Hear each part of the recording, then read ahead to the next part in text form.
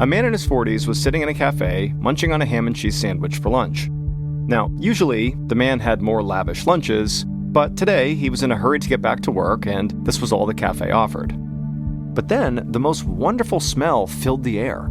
The man inhaled deeply, enjoying the heavenly aroma of whatever this food was. It smelled like this incredible hot dish.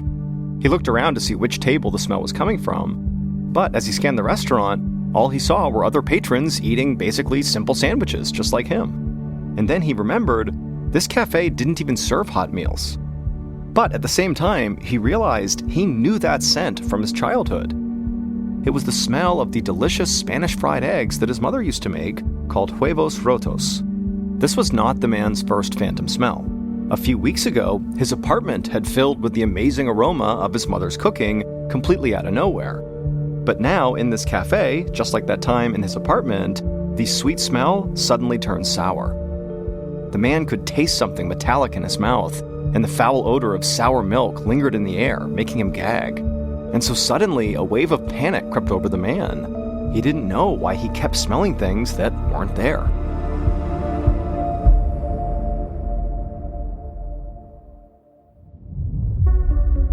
From Ballen Studios and Wondery, I'm MrBallen, and this is MrBallen's Medical Mysteries, where every week we will explore a new, baffling mystery originating from the one place we all can't escape, our own bodies.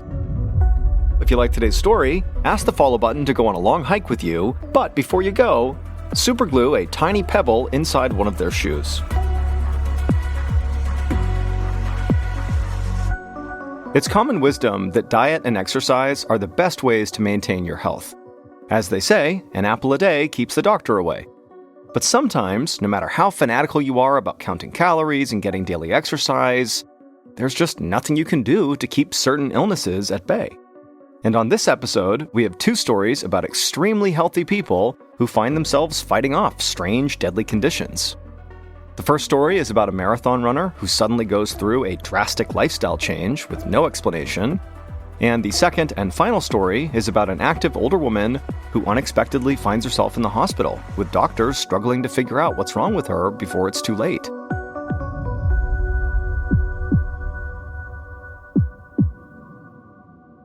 And now, here's our first story called No Reservations. On a sunny morning in 1993, 42-year-old Roberto Nunez was on his daily run through his hometown of Granada, Spain. And as usual, along this route, he ran past delivery trucks parked outside of restaurants, and kitchen workers carried crates of food from these trucks into the back of the restaurants to prepare for the day's meals. Now, Roberto had never really paid these restaurants much attention. He was an athlete, and to him, food was just fuel, not some delicacy. But that morning, right after passing by the restaurant and smelling the smells of the food, he happened to run past a local bookshop, and for whatever reason, something in that bookshop caught his eye. It was a fine dining cookbook, beautifully displayed in the front window. And for some reason, Roberto stopped his run and just stared at this cookbook. Something about the meal on the cover just looked irresistible. He was so drawn to it, he could almost taste the food in his mouth. Moments later, Roberto found himself inside the bookstore, asking for a copy of that book. As the shopkeeper went to go get a copy of this book, Roberto wandered toward the culinary section of the store and began flipping through the other cookbooks. And by the time the shopkeeper returned, Roberto had a whole pile of them in his arms. When Roberto left the bookshop, he couldn't run anymore because of how heavy all these books were he'd just bought, and so he walked his way home. And then when he got home, he lined up all of his beautiful new cookbooks on his kitchen counter and just stared for a second, marveling at all the food on the covers. Then he went to his refrigerator to grab a container of yogurt, his usual breakfast. But now, as he stared down at the cup of plain, unflavored goop, his tongue seemed to recoil inside of his mouth. He felt like he could almost taste the plastic container and metal spoon before he even took a bite. Suddenly, Roberto's everyday breakfast seemed totally unappealing. And so for the first time in his entire adult life, Roberto decided to take himself out for breakfast. He walked to the nearest open cafe and read their extensive menu, and all the items sounded delicious. Unable to choose, he just asked the server to bring him the most popular dish and one of every side dish on the menu. 20 minutes later, Roberto's little cafe table was so full of plates, he could barely find a spot to set down his espresso mug. Roberto stuck his fork into a potato omelet seasoned with chives and garlic. He took a bite, and it felt like his tongue was exploding with pleasure. He'd had all these foods before, but they had never triggered a response like this. He felt a rush of joy as he leaned over his cafe table and devoured every bit of food his stomach could fit. A few weeks later, Roberto was pacing in his kitchen on the phone, making reservations at one of the most exclusive restaurants in Granada. For the past couple of weeks, he and his wife had been eating out for almost every meal. Roberto didn't know what had come over him. He'd never been a food person, but now he was spending nearly all his time researching the best restaurants in Granada and then making plans to dine at each of them. Meanwhile, his running shoes sat abandoned in his closet. In fact, he hadn't gone running even once this week. Roberto was a marathon runner, but his heart just was not in running anymore. He'd totally stopped counting calories and monitoring his carbohydrate and protein intake. His only long-term goal at the moment was a grand European road trip so he could try all the famous restaurants he'd been reading about. In fact, calling a travel agent was the next item on his to-do list. He intended to eat at every single Michelin-rated restaurant in the entire world. Roberto finalized another restaurant reservation and then hung up, marking the appointment on his calendar, and then he called the next restaurant on his list. 4 years later, Roberto sat at his computer typing up a restaurant review. By this point, his entire life now revolved around food.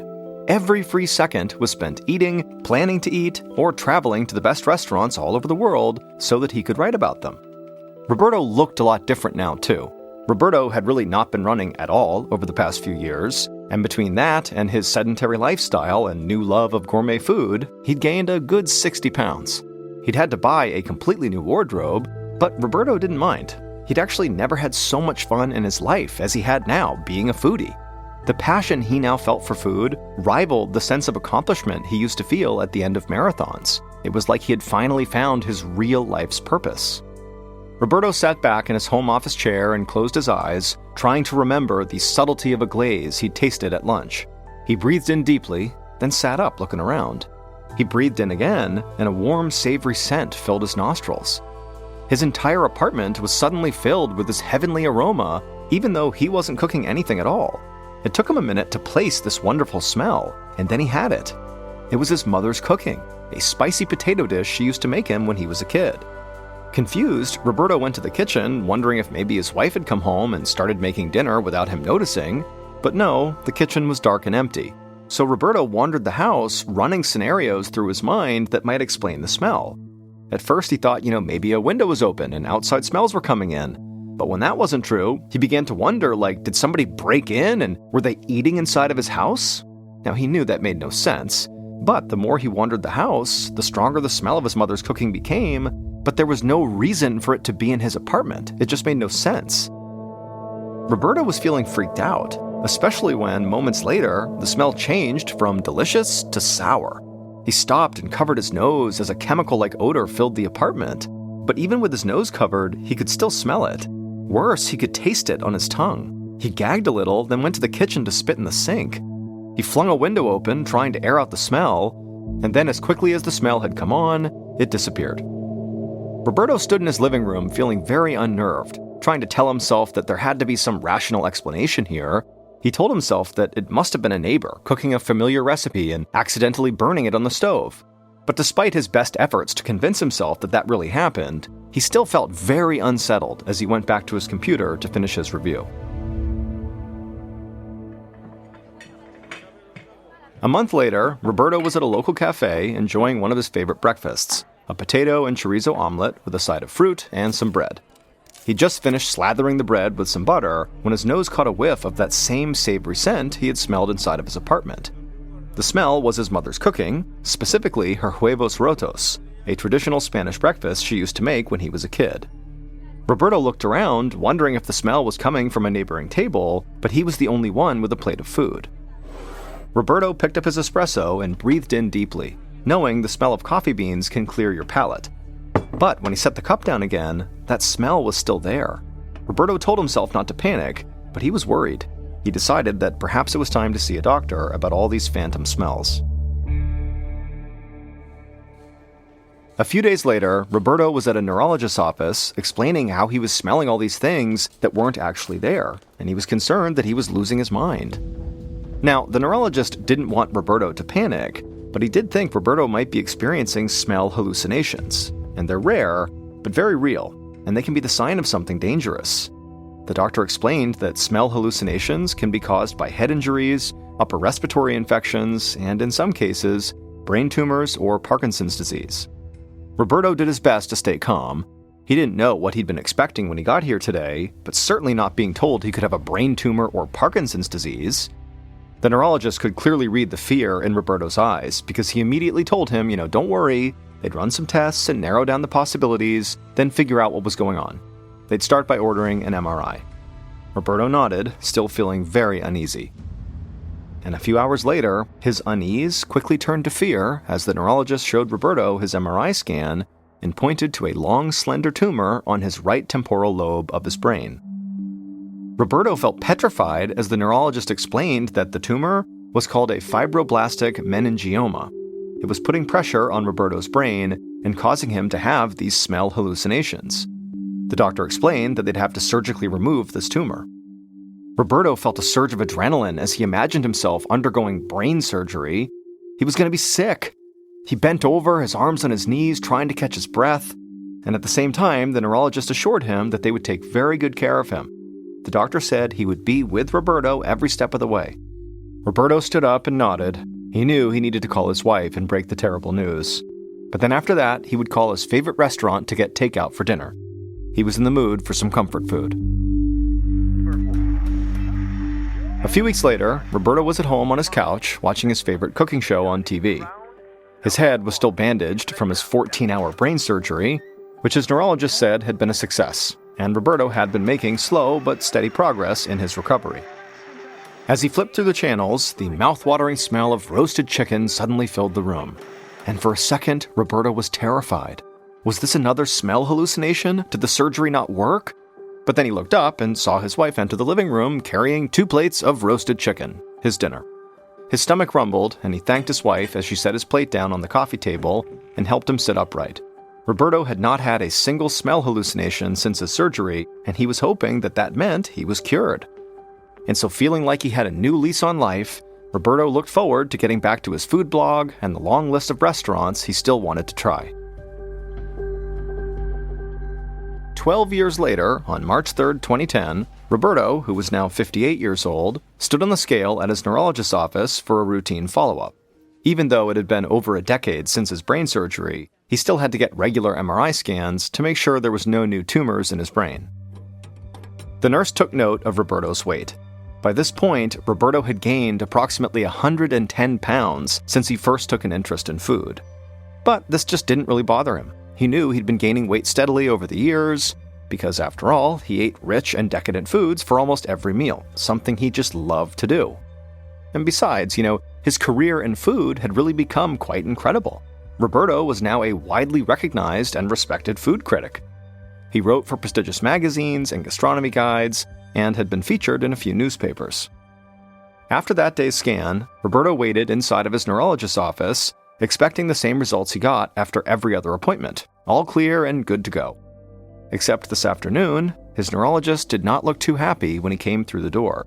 He told Roberto that the MRI today showed a growing lesion and mild damage in the same areas where his tumor had been, and he believed that the lesion was likely left over from his surgery a decade ago. Roberto was shocked and asked the doctor if this meant more brain surgery. But the neurologist assured Roberto that this lesion was small. So small, in fact, they could very likely manage it without having to resort to surgery. Instead, they would do something called radiosurgery, which is when very focused beams of radiation are used to treat cancer cells in other tissue without any incision. Roberto liked the sound of that and scheduled the radiosurgery for later that week. A month later, Roberto parked his car along a street in Granada and adjusted his tie. Then he opened the passenger door for his wife, and the two of them began walking up the sidewalk on their way to a restaurant opening. And as they strolled along the boulevard, Roberto told his wife the good news. He'd had a follow-up doctor's appointment at his neurologist that afternoon.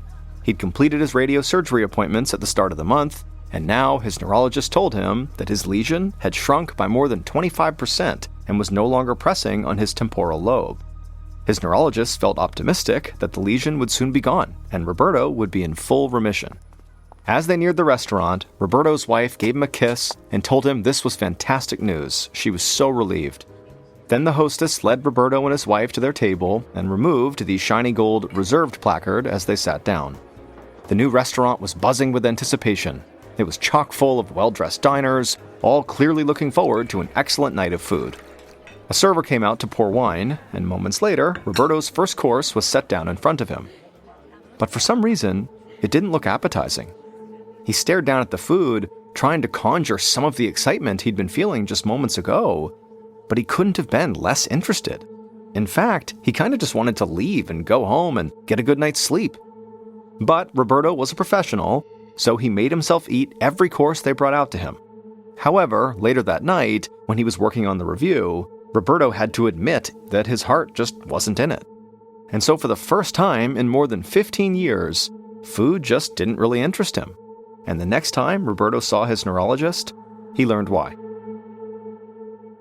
It would turn out the tumor and lingering lesion pressing on Roberto's temporal lobe, known as the amygdala, was what had caused not only his hallucinatory smells, but his extreme interest in food. The pressure from the tumor created a brain injury, which in very rare cases can trigger a bizarre brain and eating disorder called gourmand syndrome. People who suffer from this condition can literally become completely obsessed with fine dining. They become preoccupied with food and sometimes become compulsive eaters, even if they had formerly been very health conscious. And that's exactly what happened to Roberto. Once Roberto's tumor was removed and the lesion was finally reduced, Roberto's love for food basically completely faded. However, despite that, Roberto did not give up on his career. He kept working as a food critic, even if his job was not nearly as enjoyable as it was before.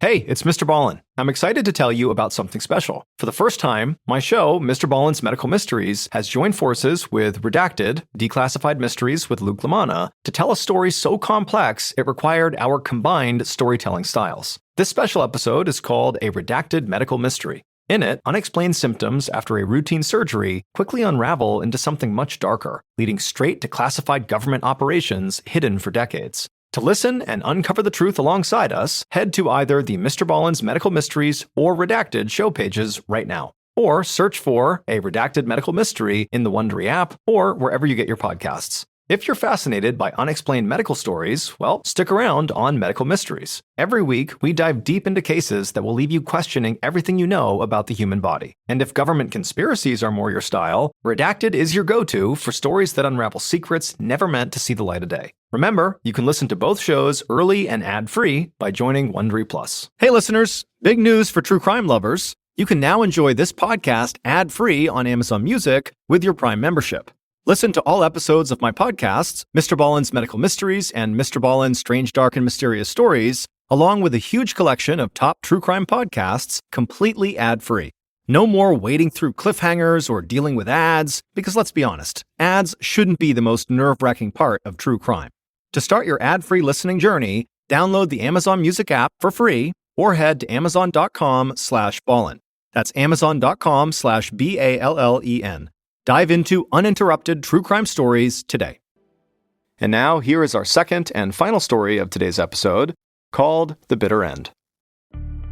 One morning in 2022, a 64-year-old woman named Beth shuffled into her kitchen in Ontario, Canada. It was early, and so Beth was still wearing her pajamas. She opened up her kitchen window to let fresh air blow inside, and as she did, she took in a deep breath and smiled. Beth always reminded herself not to take life's small pleasures, like a cool summer breeze, for granted. She grabbed a loaf of whole wheat bread off the counter and put 2 slices in the toaster. Then she opened her fridge and pulled out a container of green juice and a couple of organic eggs. Beth was extremely health and diet conscious and usually had this same breakfast every morning. She drank 2 glasses of juice while her toast cooked, and she scrambled her eggs. Then she sat at the kitchen table to eat. When she finished, she put her dishes in the sink and walked back to her room to get dressed for her morning jog. But as she was trying to decide what shirt to wear, Beth felt this dull pain in her lower abdomen, At first, she was able to ignore it, but then the pain got sharper and Beth suddenly was clutching her stomach. And then she felt weak, and a wave of nausea made her rush from her closet to her bathroom, where she vomited and then had diarrhea. Beth shakily walked to the sink and drank a few sips of water from the tap. When she looked in the mirror, she saw that her face was beet red. She could feel her heartbeat thudding in her throat, and so she brought 2 fingers up to her neck and began to count her pulse. And she found her heart was absolutely racing, and it really scared her because she had high blood pressure, and so she knew, at any point, something could go wrong with her heart. And so suddenly, Beth feared she might be having a heart attack. She stumbled back to her kitchen, she grabbed her landline phone off the counter, and she dialed 911. Less than half an hour later, Dr. Jacob Adams heard a siren blaring as an ambulance pulled up outside of the University of Ottawa's Montfort Hospital. A paramedic hopped out of the back of the vehicle and rushed into the emergency room, shouting to the doctor that, "Hey, we have a patient who's in shock here." And so Dr. Adams immediately ran with the paramedic out towards the ambulance, knowing he had a very sick patient on his hands. Shock occurs when a person doesn't have enough blood circulating throughout their body, and left untreated, it can rapidly lead to organ damage or even death.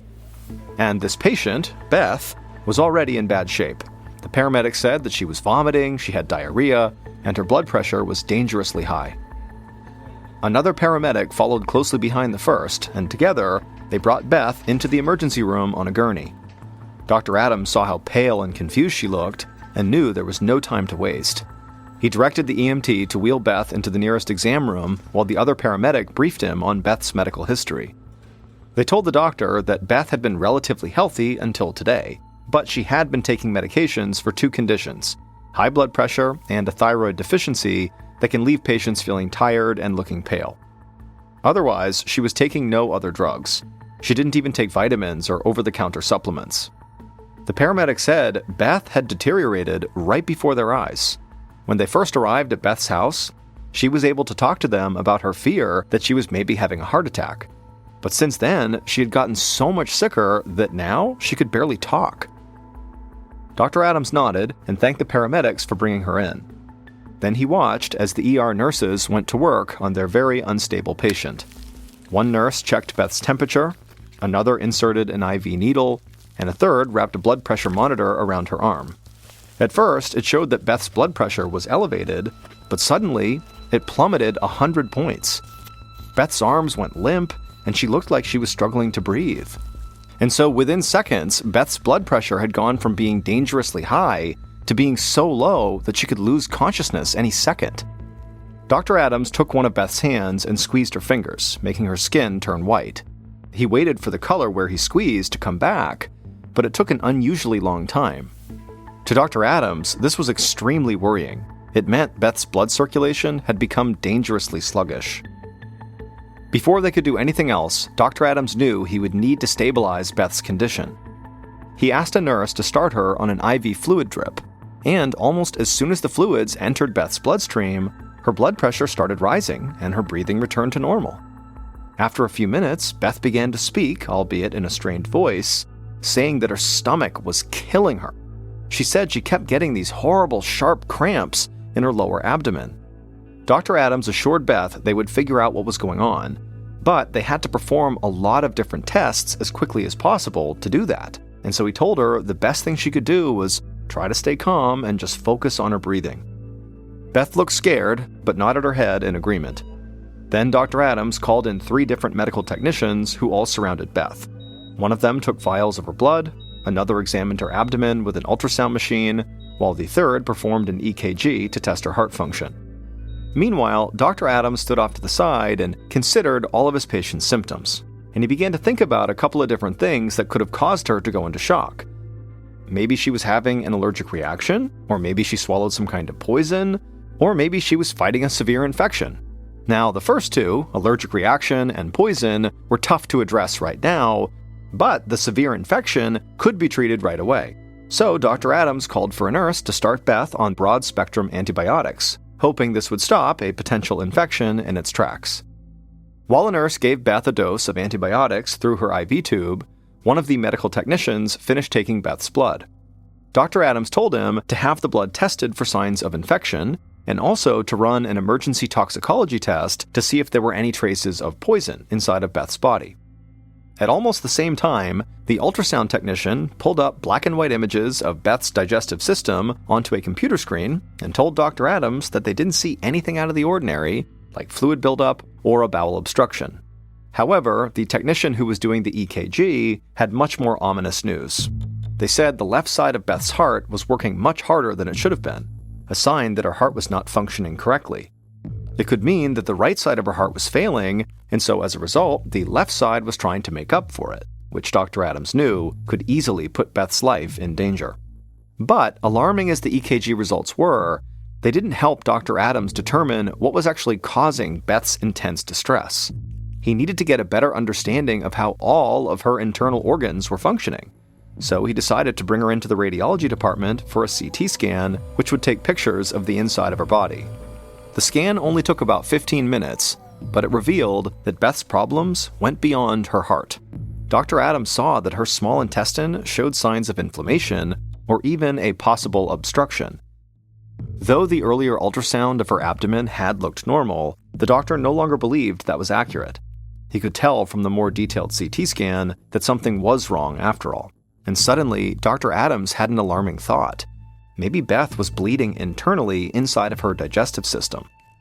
Severe internal bleeding could explain a lot of Beth's symptoms, including nausea, vomiting, diarrhea, and her sudden drop in blood pressure. But this would be a terrifying diagnosis. If Dr. Adams didn't locate and stop the bleeding right away, Beth could bleed to death. A few minutes later, Dr. Adams received the results of Beth's blood work. Her toxicology report came back normal, meaning technicians had not found any poison in her system, but on the other hand, the results showed she did have elevated levels of a protein found in red blood cells, which did seem to indicate she did have internal bleeding. And just as the doctor set her test results aside, Beth's blood pressure suddenly plummeted again. She went pale and her breathing became labored. Dr. Adams looked up and noticed her IV fluid bag was empty, so he quickly replaced it with a full one, and as soon as the fluids flowed into her system, just like the last time, her blood pressure immediately stabilized. But to Dr. Adams, this was not a good sign. If Beth was rapidly bleeding internally, IV fluids would keep her going for a while, but eventually it would not be enough, and so she needed a blood transfusion as quickly as possible. And at this point, Beth looked sicker than ever. She groaned in pain and then leaned over the side of her hospital bed and vomited up blood. Now, Dr. Adams was certain that she was bleeding internally into her stomach, which was why she was throwing up the blood. He immediately called in a nurse, who began giving Beth a blood transfusion. He also continued giving her IV fluids and started her on drugs that would keep her blood pressure up and reduce acid in the stomach to hopefully slow the bleeding. After all that, Dr. Adams transferred Beth to the intensive care unit, where they met with a gastrointestinal specialist named Dr. Christina King. Dr. King said she needed to insert a tiny camera down Beth's throat and into her abdomen. That way, she could see firsthand where the blood was coming from. Dr. King turned to Beth, whose face was scrunched up in pain, and explained the procedure. Beth would be put under light anesthesia for about 30 minutes, and during that time, Dr. King would insert a tube with the camera on one end into Beth's esophagus and down into her stomach. Beth looked uneasy, but she was so sick that a tube going down her throat seemed like a small price to pay for some answers. She said okay, and the doctors got to work prepping her for the procedure. About 15 minutes later, Beth had been put under anesthesia and was lying on her side on a bed in her ICU room. Dr. King stood beside her and carefully inserted the long, thin tube down her throat. Dr. King could see the inside of Beth's esophagus on a screen right beside her bed. Dr. King moved the tube further down Beth's digestive system, and as soon as the camera entered Beth's stomach, Dr. King saw that her stomach lining was swollen, red, and bleeding. The bleeding was not severe, but the doctor knew that was only thanks to the drugs that Dr. Adams had given Beth. Later that afternoon, Dr. King sat in the ICU with Beth, who was still sedated from her procedure. Beth did look much better than she had just a few hours ago, and Dr. King was glad that the treatment she and Dr. Adams had come up with seemed to be working. Her internal bleeding had largely stopped, at least for now, and so for the time being, Dr. King could really focus on why Beth was bleeding internally. Dr. King was starting to think that Beth's illness had been caused by something that she might have eaten rather than by poison or an infection. And so once Beth woke up from her procedure, Dr. King asked her if she'd eaten anything out of the ordinary that morning before she'd gotten sick. Beth initially said no. She'd had the same breakfast she ate every single morning: whole wheat toast, organic eggs, and homemade green juice. However, Beth said, now that she thought about it, her juice had tasted a bit more bitter than usual. Dr. King asked what kind of juice it was, and Beth said, she made it herself from a type of green squash called bottle gourds that she had bought at the store. She'd heard that bottle gourds were a really great health food, and so for the last several years, she'd been pureeing the vegetables into a juice that she would drink every morning. Dr. King just stared at Beth, because suddenly she knew what was going on with Beth, and it made perfect sense. Beth had given herself a nearly fatal case of toxic squash syndrome. It's a very rare condition that results from eating poisonous chemicals sometimes found in squashes and gourds. These toxins are called cucurbitacins, and they taste very bitter. Over hundreds of years, people have bred squashes to have only trace levels of these toxins. But sometimes the plants can still develop high amounts of cucurbitacins as they grow, and people who eat a lot of those types of vegetables can get dangerously ill. Beth went to her local grocery store and unknowingly bought bottle gourds that did contain a dangerous amount of these toxins.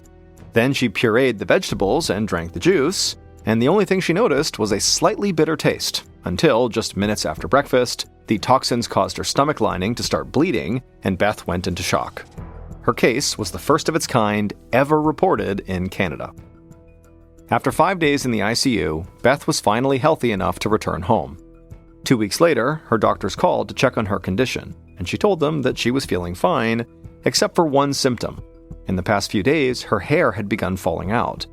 Her doctors told her that this was actually normal. Delayed onset hair loss had been reported in a number of cases of toxic squash syndrome. Despite her hair loss, which was actually only temporary, Beth would go on to make a full recovery and go back to her normal life, though she found another kind of juice to drink at breakfast. The next story of today's episode is called The Bear, the Plane, and the Duffel. In early December of 1985, in the Chattahoochee National Forest in northern Georgia, a hunter was very carefully making his way through the trees trying to track a deer. Now, this hunter had been tracking this deer for over a mile, but it had been a while since he had seen any signs of it being anywhere nearby. And as this hunter continued to creep along, he became increasingly aware of how loud each of his steps were, because the ground all around him was covered in dry leaves, and so every step he was taking was creating a loud crunching sound. And so eventually this hunter just came to a stop and decided stalking this deer was totally pointless because he was basically scaring it away with these crunching sounds as he got closer to it. But before this hunter was ready to just give up and head back to his vehicle, he continued on a little bit further, and when he pushed through this particularly dense brush area, he saw this clearing up ahead.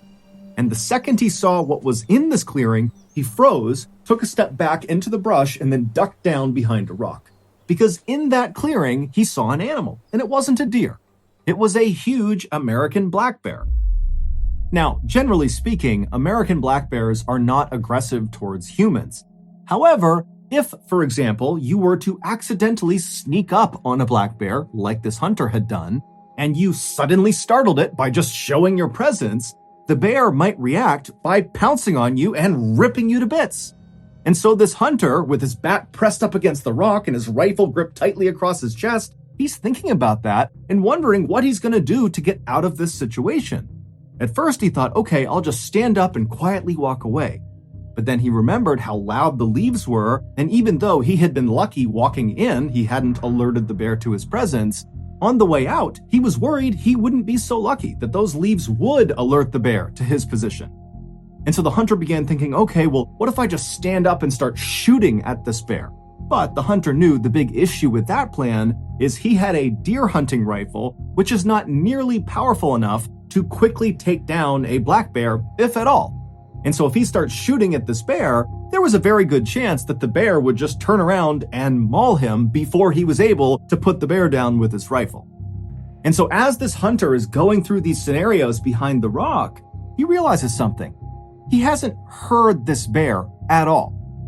Now, bears in general are very loud animals. Just their regular breathing is so guttural and noisy that you can hear it a pretty good distance away, and the hunter's thinking to himself, I can't hear it breathing, and come to think of it, I haven't heard this bear once since I've been near it.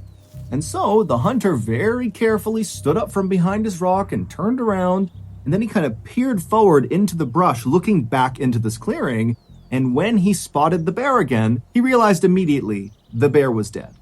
The bear was kind of slumped forward, and its body almost looked like a deflated balloon. The hunter was so relieved, he almost started laughing. And so he stepped out from behind his rock and he made his way through the brush into the clearing to get a better look at this bear. And when the hunter was right over the top of this bear looking down at it, something immediately struck him as very odd. This bear was far too young to have died of natural causes. However, after this hunter kind of poked and prodded the bear and lifted it up on either side to try to look underneath it, he couldn't see any visible injuries. It was like this bear had just randomly dropped dead. But the hunter didn't spend much time thinking about what happened to this bear.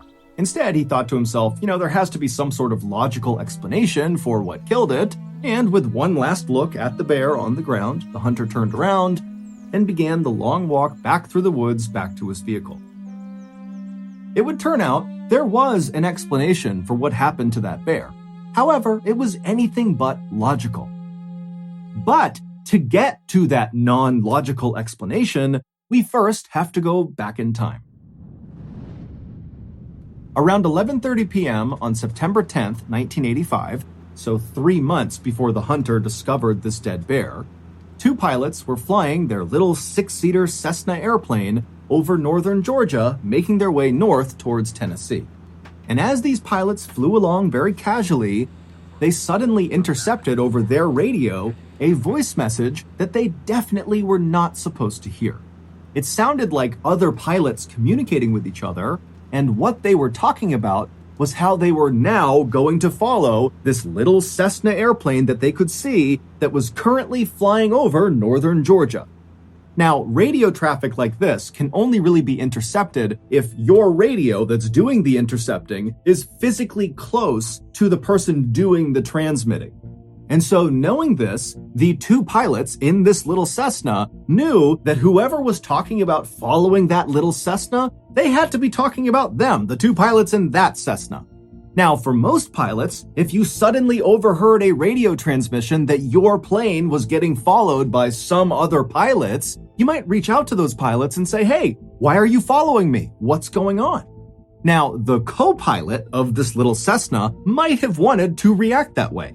However, before he could, the main pilot stopped him and said, I actually know exactly why somebody might want to tail us, and unfortunately, we're both going to have to jump out of this plane.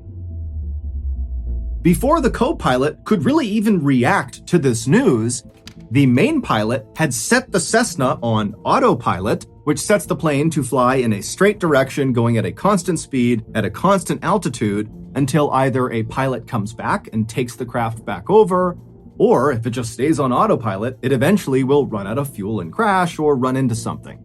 And so after the main pilot had done that, he turned to the co-pilot and gestured for him to come with him into the main cabin of the aircraft, basically the main body of the craft where all their luggage was. And the co-pilot, he's so confused about what's happening, he's so panicked that he just follows the main pilot. So the 2 of them, they climb back over the 2 front seats, they go into the main body of the craft, and the main pilot begins strapping parachutes onto some of their luggage. And as he's doing this, he tells the co-pilot to open up the side door of the plane. And so again, the co-pilot is just so caught off guard, he has no idea how to handle this, and so he reaches over and he slides open this door of this moving plane. And as soon as he did, this huge rush of cold night air blasted inside of the cabin, and it became so loud from the howling wind coming in that the 2 pilots couldn't even talk to each other. And then the main pilot just began pushing the luggage out of the plane just into the night, falling straight down to the ground far, far below them. And at some point, the co-pilot just joined him and began pushing the luggage out of the plane. And then after all the luggage was out, the main pilot shoved a parachute into the hands of the co-pilot, and said, put it on. He had to gesture for it because they couldn't hear each other. And so as this co-pilot's struggling to get on his parachute, the main pilot puts on his chute, and then right after the co-pilot has just barely got his parachute on, the main pilot pushes him out the side of the plane, and then the main pilot jumps out after him. So they basically abandoned their plane, which was still set to autopilot, so at some point, it was just going to crash. About 5 hours later, in a suburb of Knoxville, Tennessee, an 85-year-old man named Fred Myers was just waking up. Fred always got up before sunrise. It was part of his daily routine. He would wake up, he would get dressed, he would wash and shave his face, and then he would sit down and read the local newspaper. This simple routine was actually very important to Fred because recently he had been diagnosed with Alzheimer's disease, which is a progressive disease that destroys memory. And so having this sort of set routine helped him manage his symptoms. Basically, at least in the morning, he could go into autopilot and go through this routine and not get confused. However, on this particular morning, something would happen that would leave Fred more confused than he had ever been in his entire life. Fred had made it to his bathroom, he had washed his face, and he had begun shaving when out of the corner of his eye, he noticed something strange outside in his driveway. He could see it through a nearby window, but it was still so dark outside, Fred couldn't tell what this thing was out there. And so feeling very curious, Fred put his razor blade down and he made his way over to the window to get a better look. And when he reached the window and looked out at his driveway and saw what this strange thing was, he could not believe his eyes. There was this huge parachute out on his driveway, and on the parachute was the main pilot of the Cessna. After the main pilot had pushed the co-pilot out and leapt out himself, when he pulled his ripcord, his chute either didn't deploy or when it deployed, it didn't inflate fully, and so he was forced to go to his reserve chute, but it didn't inflate fast enough to stop him from crashing into the ground. And so the main pilot slammed into the ground, basically at terminal velocity, and so he sustained catastrophic internal injuries, and he died within a couple of minutes of hitting the ground. Fred was so stunned and confused at what he was looking at that without saying a word, he just turned away from his window and walked over to his phone and called the police, shaving cream still on his face. When the police arrived at Fred's house that morning, they were expecting to see a dead recreational skydiver on Fred's property. But when they walked up the driveway and saw the dead man for themselves, they knew right away this was not some recreational skydiver. He actually looked more like a soldier. He was wearing a bulletproof vest over some camouflage fatigues, and he had night vision goggles strapped to his head. But the dead man's shoe choice made the police think this guy could not possibly have been military, because on this guy's feet were not military-style combat boots like you would expect with the rest of his getup. Instead, he was wearing loafers, specifically Gucci loafers, so very expensive designer shoes. And so the police are thinking to themselves, who the heck was this guy, and what was he doing? The police would figure that out. However, first, we have to fast forward 2 months to late November 1985, so roughly 2 weeks before that bear was discovered by that hunter in Chattahoochee National Forest. Now, at this point in late November, that black bear was alive and well and living a typical black bear life in the Chattahoochee National Forest, which meant he mostly spent his time wandering around the woods looking for something to eat. And on this particular day in November, the bear was doing just that when out of the corner of his eye, he spotted something strange lying on the forest floor. It was one of the pieces of luggage that the 2 pilots had pushed out of their plane. It was this big, heavy duffel bag. Now, the bear had no idea if this duffel bag contained food, but the bear was optimistic, so it meandered its way over and began pawing at the bag with its massive claws, and pretty much immediately, his claws tore open a hole in this bag. And suddenly, the air all around this bear was filled with this glorious, flowery smell. So the bear put its nose directly into this rip in the bag and began sniffing and licking the contents of this bag. And apparently, the bear just loved it because it ate whatever was inside of the bag, all of it. And when he was done, the bear felt so good, he was so full of energy, that he just started sprinting in a straight direction. And after running at top speed about 100 yards, every major system inside of this bear shut down all at once, and he died on the spot, collapsing in that clearing. And then, about 2 weeks later, that hunter walked into the Chattahoochee National Forest and discovered this dead bear. And then, within 24 hours, the hunter was back home, and he told one of his friends about discovering this dead bear. And when he told his friend about seeing this bear, he also kind of casually mentioned that he had seen a duffel bag in the forest not far from this dead bear.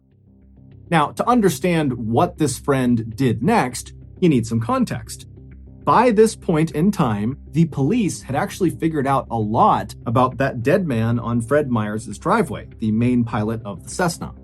They knew he was a 40-year-old man named Andrew Thornton, who had served in the U.S. Army as a paratrooper, but after getting out of the service, he had kind of gone astray in his life and become a big-time smuggler of illegal goods.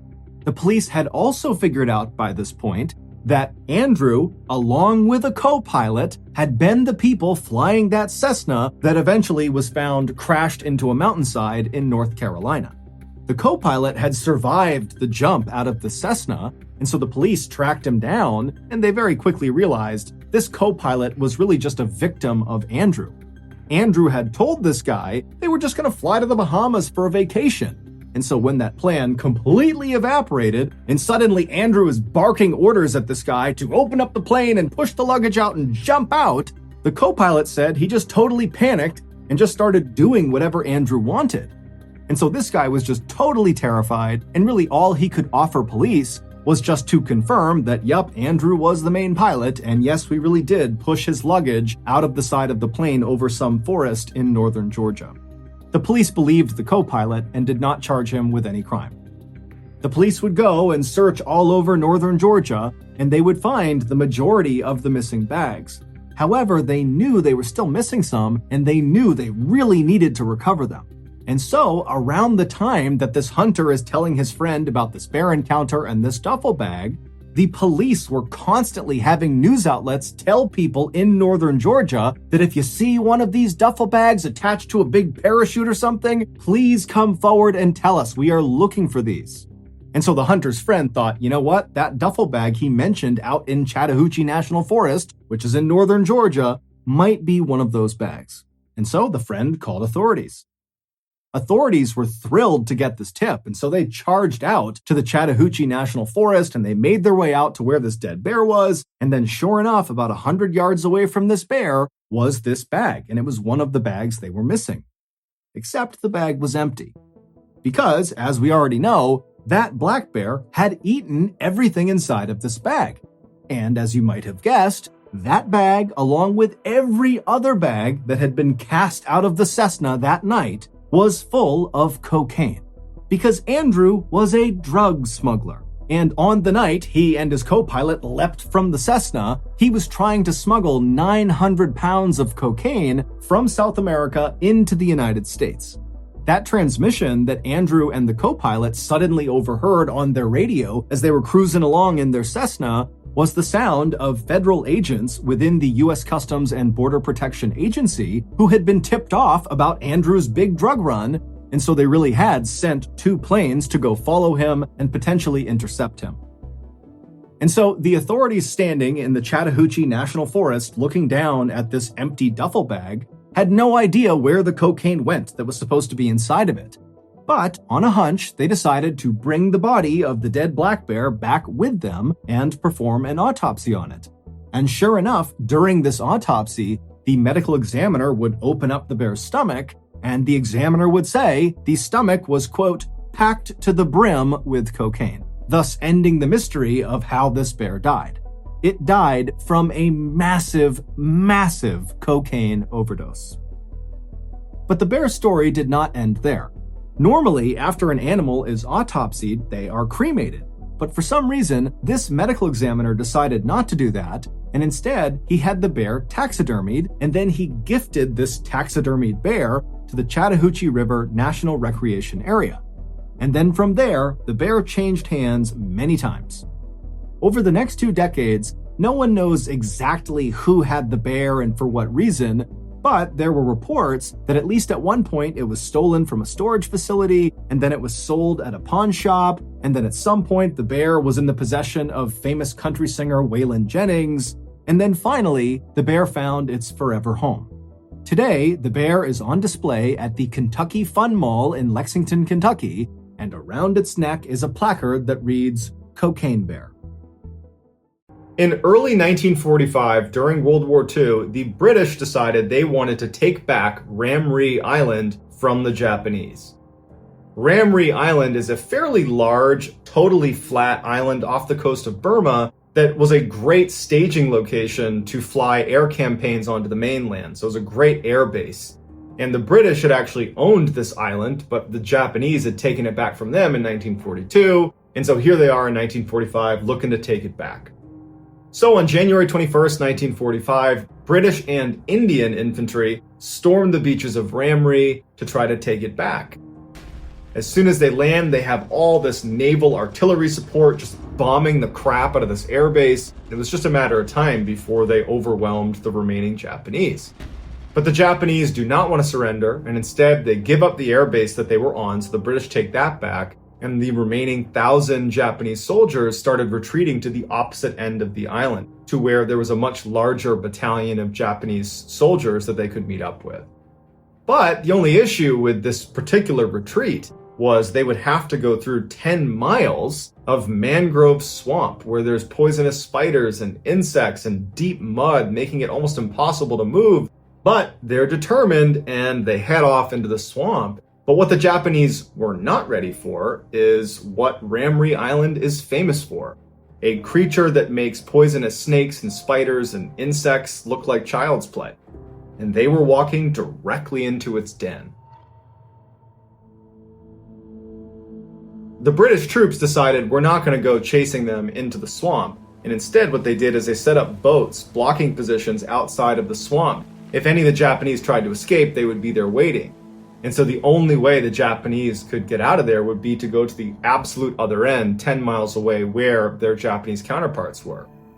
So that night, as the British are just kind of hanging out in their boats staring at the swamp, they start hearing screams coming from inside of this swamp, and it's Japanese soldiers. Then you hear gunfire, and then silence. And then it would start all over again, all over this huge swamp. It was just screams, gunfire, silence. Screams, gunfire, silence. And the British are watching this like, do we have troops in there? What's going on in there? What was going on in there is defined by the Guinness Book of World Records as the largest massacre of humans caused by animals. And not just any animal, saltwater crocodiles. These massive man-eating crocodiles can weigh up to 1,000 kilograms or 2,200 pounds. They can grow to be 7 meters in length or about 23 feet in length. And National Geographic has labeled these crocodiles as the most likely to eat a human of all animals. And Ramree Island has the largest population of saltwater crocodiles in the world, and they all lived inside of the swamp that the Japanese had gone into. A lot of them were bleeding from the battle they were in, and so they were literally alerting hundreds of saltwater crocodiles to their location. Saltwater crocodiles are notorious night hunters. So what probably happened is the Japanese got inside of this mangrove. The crocodiles were immediately aware of their presence, but they waited until nighttime before they started having a feeding frenzy. And over the course of the night, a number of Japanese soldiers had jumped out the sides of the swamp, exposing themselves to the British. And so about 20 of them were captured, and they said that they were completely surrounded by these crocodiles, that everywhere you looked, there were growling, huge crocodiles eating one person, and as soon as they were done, they would just charge after you and eat you. And at the end of their retreat, when the Japanese did get to the other side of the swamp, only 500 of the 1,000 made it out the other side. And so to this day, people stay far away from Ramree Island because there are so many of these man-eating saltwater crocodiles that have no issue ripping you to shreds.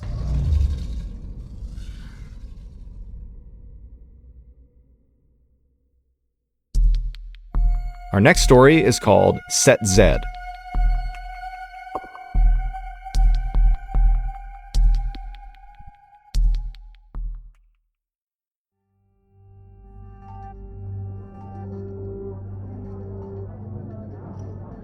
On December 6, 1941, 20-year-old U.S. Navy sailor Clifford Olds met up with a couple of his shipmates at the Monkey Bar for a night out in Pearl Harbor, Hawaii. The next morning, just before 8 a.m., Cliff was back on board his ship, the USS West Virginia. He was starting his workday when the Japanese launched the surprise attack on Pearl Harbor. Cliff's ship was a prime target and was quickly hit with 2 bombs, 7 torpedoes, hundreds of people are dying on board, and very quickly his ship is starting to sink. On board a Navy ship, there's all these different conditions the ship is set to depending on what you're doing, whether you're at war or you're just docked in peacetime, and all of these different conditions have very specific instructions. And one of those conditions is Condition Z. Better known as Setting Z, if the captain of a ship calls this out over the loudspeakers, every single hatch inside of that ship is shut and locked. If your ship is sinking and you say Set Z, you are sealing all of those compartments so no more water can flow into them, and you can maintain a little bit of buoyancy so you don't sink quite as fast. But if you set Z as your ship is sinking, especially if you're getting attacked and there's all these holes in your ship, there's a good chance when you seal those hatches, you're going to be sealing people inside of these rooms and they will not be able to get out again. So when that call comes out over the loudspeakers, Set Z, everybody knows to get the heck out of their compartments so that they do not get trapped inside of one of those rooms. On Cliff's ship, Set Z was called over the loudspeakers, and Cliff, along with Ron Endicott, who was 18, and Buddy Costin, who was 21, were at the bottom of the ship in the freshwater pump room, and when someone came by and shut and sealed their room, they did not see them in there. And so probably the 3 of them ran to the door and were banging on it and trying to get someone's attention, but in the chaos of the moment, that person on the other side of the door that could have opened it up again was now gone. Even though the Set Z procedure did prevent water from going into certain cabins on the West Virginia, it still would sink to the bottom of the ocean along with 17 other ships.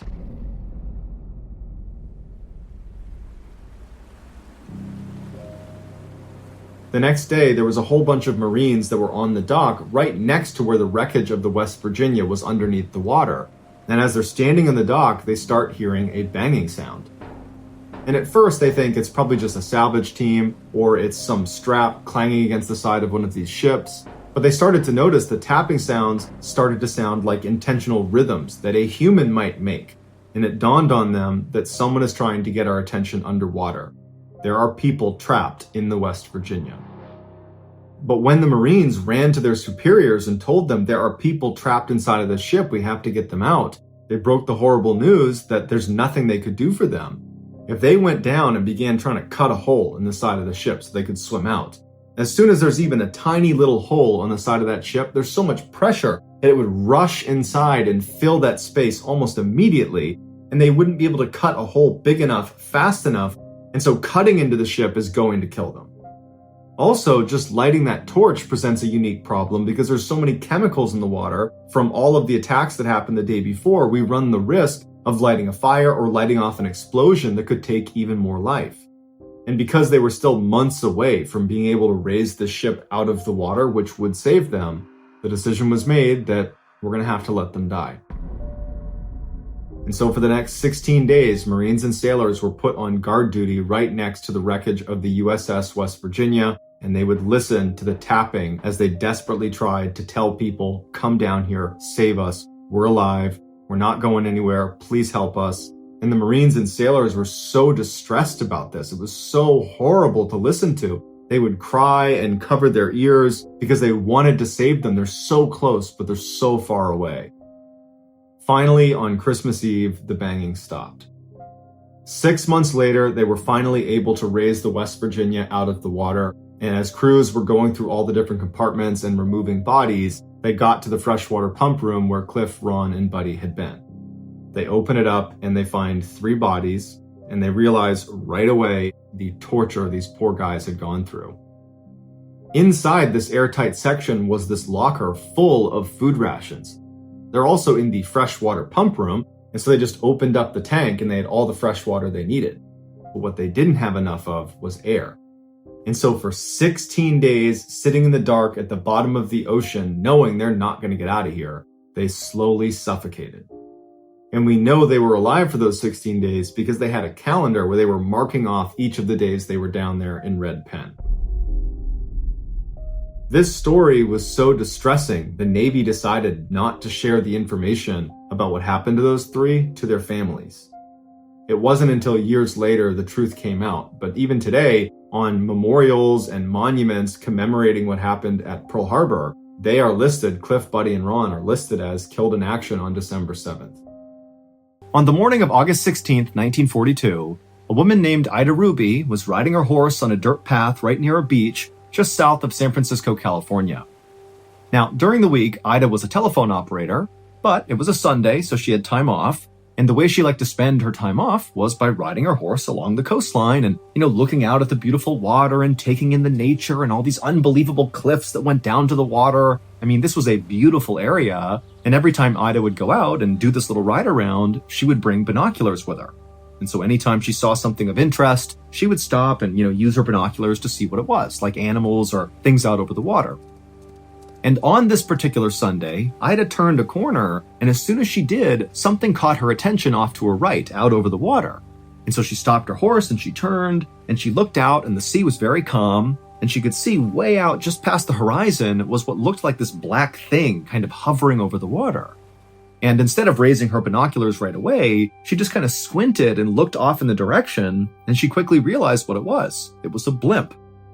Now, today, when we hear the word blimp, we very likely think of the Goodyear blimp that kind of sits over sporting events, with the big Goodyear logo stamped on the side of it. It's basically a big balloon with a gondola that sits underneath it for the person who's driving it and passengers. And that's actually exactly what Ida was seeing, a big oversized balloon with a gondola underneath it. But this was not a Goodyear blimp, it was a military blimp.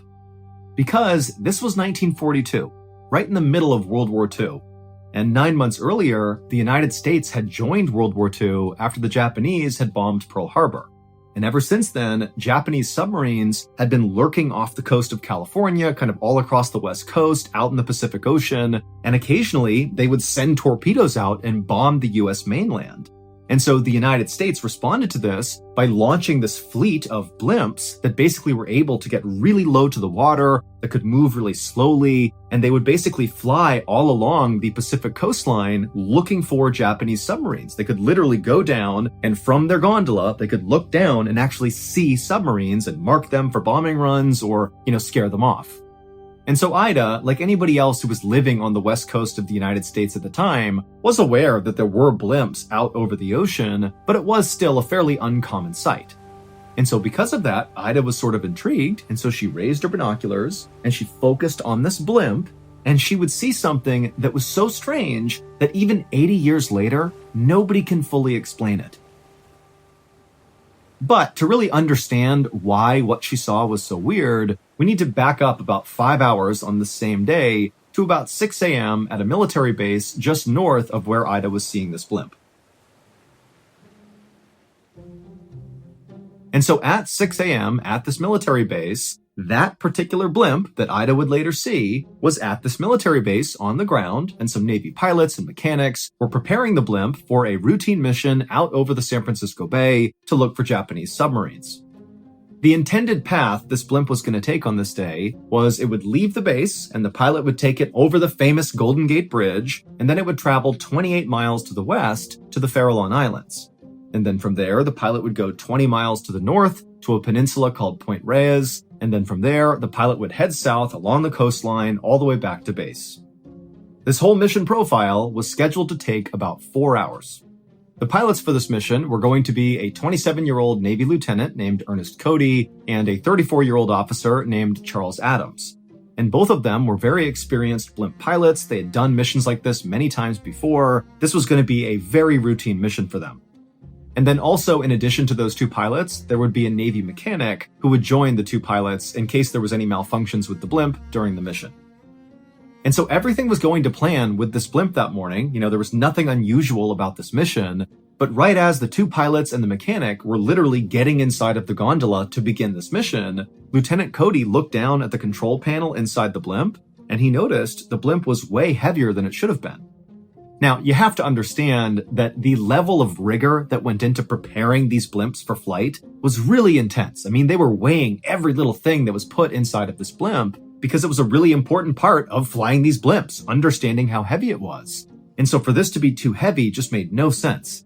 And so at first, Cody and Adams began tapping on the control panel, thinking maybe the panel itself was malfunctioning, and if they hit it hard enough, the little ticker would go back to a normal weight. But despite, hitting the panel, it still showed it was too heavy. And so they flagged over the mechanic who was going to be joining them on the flight anyways. And the mechanic looked and kind of thought for a second and then realized, that day it had been very foggy. And so it was totally possible that all this extra moisture in the air had stuck to the surface of the balloon. And so collectively that had added quite a bit of weight. I mean, this is a massive balloon, a lot of surface area, a lot of water. Now, this was not some crisis. At worst, this was an inconvenience. Basically, they had to wait until this moisture kind of burned off once the sun came out, and then they could fly the blimp. But Cody and Adams, they just didn't feel like waiting. This mission was so routine, so simple, they'd done it so many times. And so Lieutenant Cody and Officer Adams decided that the easiest and fastest solution to this problem was simply to tell the mechanic who was going to come with them on this mission to not come with them. Without his weight inside of the gondola, even with this extra moisture in the blimp, it wouldn't matter. The blimp would still be light enough to fly with just the two pilots on board. The mechanic didn't care, so he hopped off, and then Lieutenant Cody and Officer Adams took their seats inside the gondola, and sure enough, when they looked at the control panel, the blimp was ready to go. It was light enough.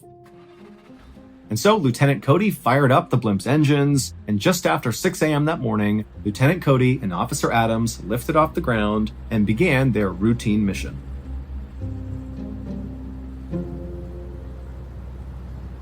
About an hour and a half later, at 7:38 a.m., Lieutenant Cody radioed back to air control, saying that so far the patrol had been totally routine, everything was going smoothly, they hadn't seen any Japanese submarines or anything out of the ordinary. And also, Lieutenant Cody said they were positioned just east of the Farallon Islands, which meant they were exactly on course, and really everything did seem to be going exactly to plan. But 4 minutes later, Lieutenant Cody radioed back again to air control, and he said they had just spotted an oil slick down on the water. So basically, picture from their perspective, they saw that gleaming oil sitting on top of the ocean. And so at the time, this often signaled that below the surface of the water, under this oil slick, was a submarine. So this is like a telltale sign that the Japanese could be right here. So Lieutenant Cody and Officer Adams told air control that they were going to descend in the blimp down to the water and fully investigate this oil slick, and then they'd report back. This last transmission happened at 7:50 a.m.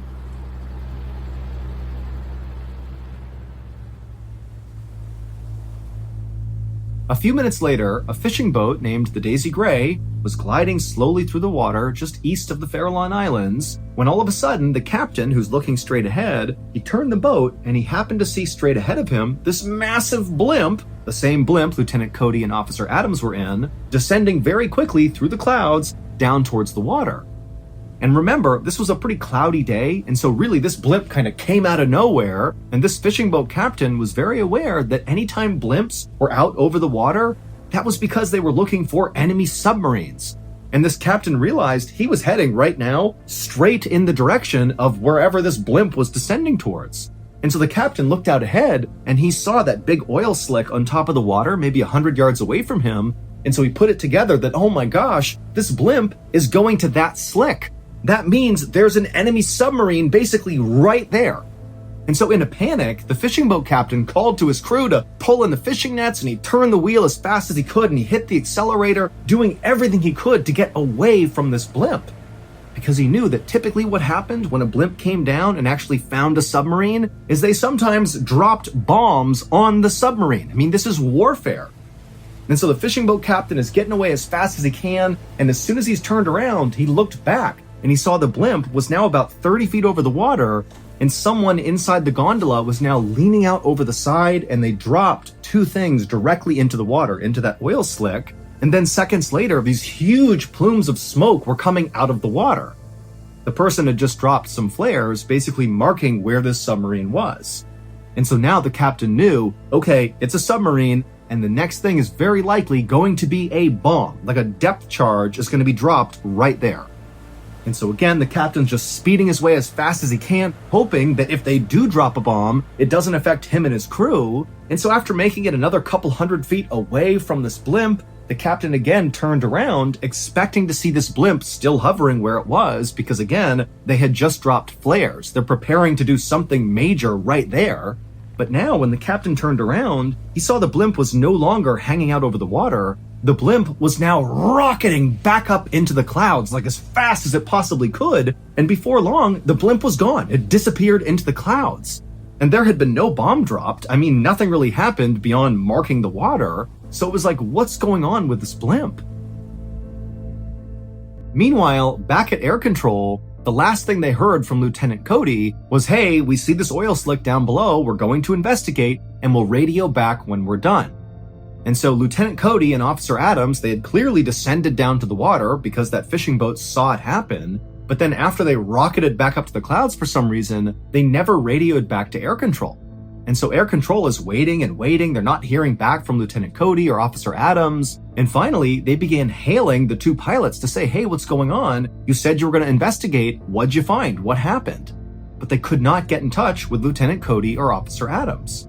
And so eventually, after enough time had passed and they still had not heard from these pilots, air control sent two seaplanes out to that area east of the Farallon Islands to find the blimp and make sure the blimp was okay. But when the seaplanes got out there, they couldn't find the blimp anywhere. I mean, they flew all over the place doing wider and wider circuits. There was no sign of the blimp. And when they looked down at the water in the same area where Lieutenant Cody had called out that slick and where that fishing boat had also seen the slick, well, the slick was gone or the seaplanes just couldn't see the oil slick. But the seaplanes stayed on station in that area near the Farallon Islands for another 2 hours, just flying all over the place, kind of hoping to eventually see this blimp. And eventually they would. At about 10:30 a.m. that morning, one of the seaplanes spotted the blimp way, way high in the sky, like way higher than any blimp would ever go. It is dangerously high, and it was way off course. But when these two seaplane pilots began flying towards the blimp to get eyes on the pilots inside of this blimp, Lieutenant Cody and Officer Adams, well, when they got close enough, the blimp just began rapidly descending, like it was trying to avoid being seen by these seaplanes. And in fact, the blimp descended so quickly that it dropped below the cloud cover, and the seaplanes, they couldn't move that quickly. They had to do a big track to turn back around and try to go lower again. But once they got below the clouds to find this blimp, the blimp was gone. It basically had vanished. And so the seaplane pilots called back to air control and they're like, I don't know what's going on with this blimp, but it's way off course. It was way up in the sky. Now it's somewhere down below, but we can't find it. We got to get in touch with Lieutenant Cody and Officer Adams. There's obviously something wrong. But air control would try over and over again to get in touch with these pilots, but neither Cody nor Adams ever responded. They had just gone totally radio silent.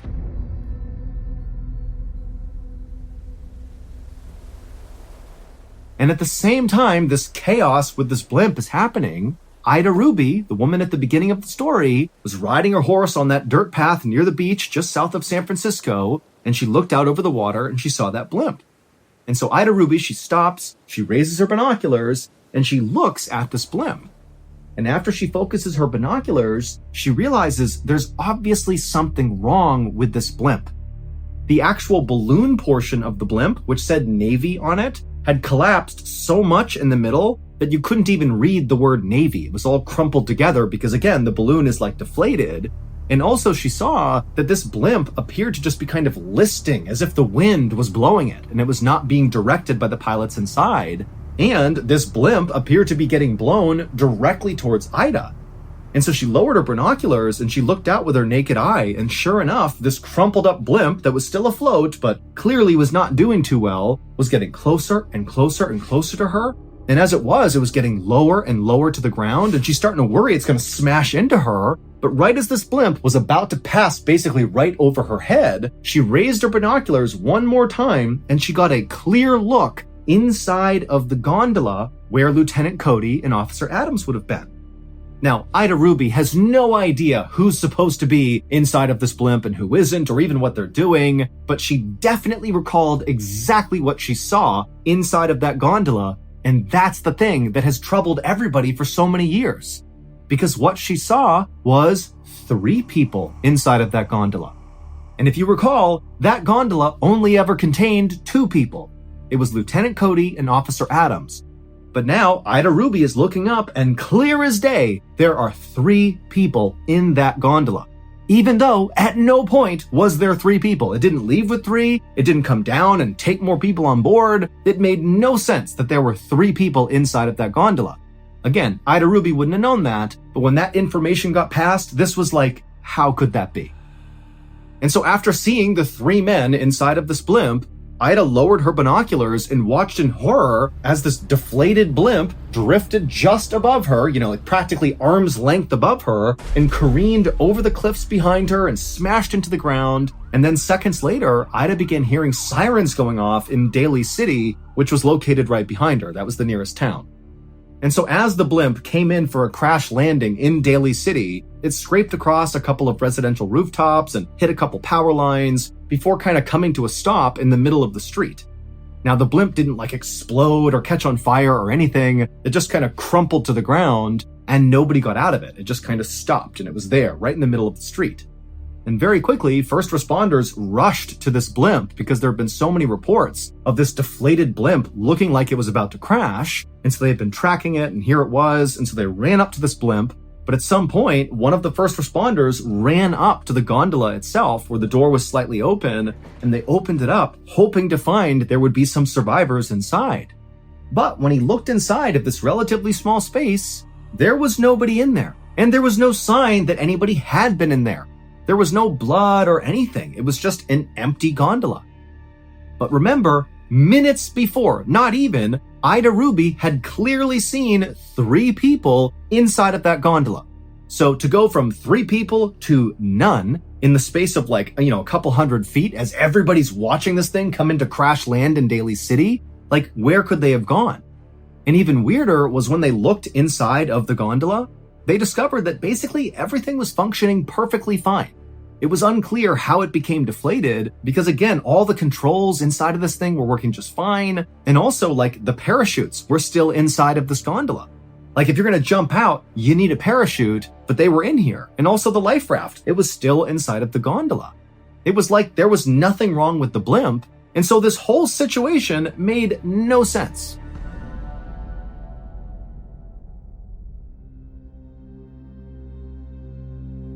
The Navy would launch an exhaustive investigation into what happened with this blimp. And the only explanation the Navy came up with was, well, it looks like Officer Adams and Lieutenant Cody just fell out of the blimp at the exact same time and they disappeared into the ocean.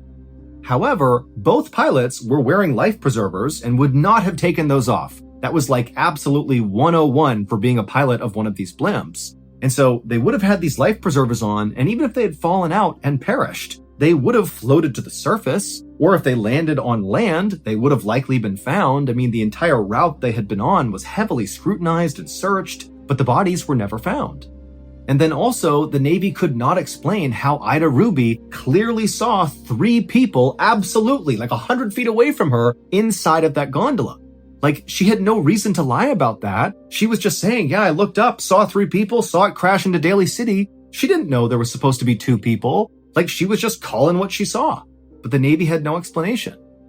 And so in the years that have followed this empty blimp crash in Daly City, it's been dubbed the ghost blimp story, and loads of theories circulate about what could have happened here. Some people say that, the reason there was all that extra weight at the beginning of the mission profile at 6 a.m. was not because of moisture on the balloon, but because there had to have been maybe a stowaway somewhere in the blimp. And then after takeoff, they jumped down into the gondola, and maybe they were responsible for whatever happened to the pilots and why the blimp crashed. But it doesn't explain what happened to those 3 people. What happened to the stowaway? What happened to Lieutenant Cody and Officer Adams' body? We don't know.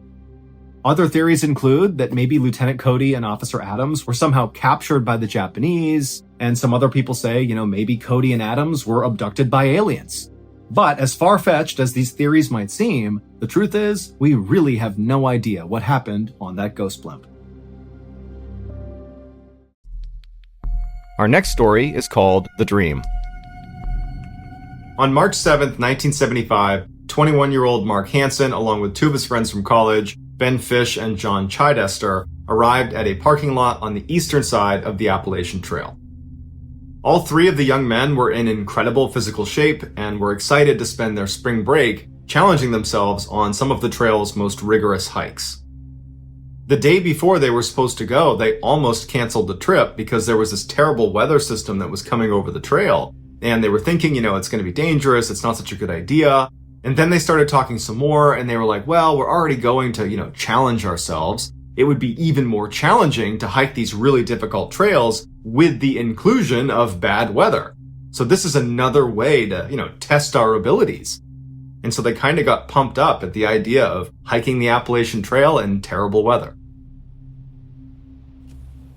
So the guys arrive in the parking lot, the windshield wipers are furiously working to keep the pouring rain off.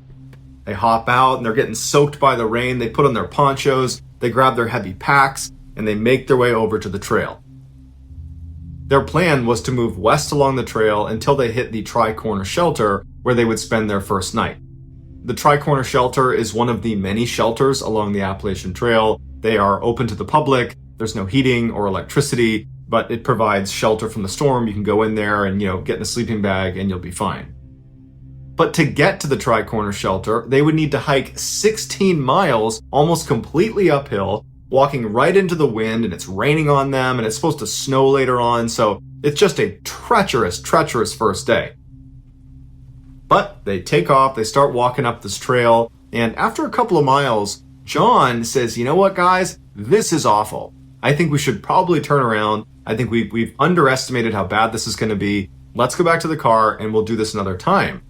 But Mark and Ben were like, oh no, we are committed. We are doing this. We are not turning around. And John's like, you know what? Suit yourself.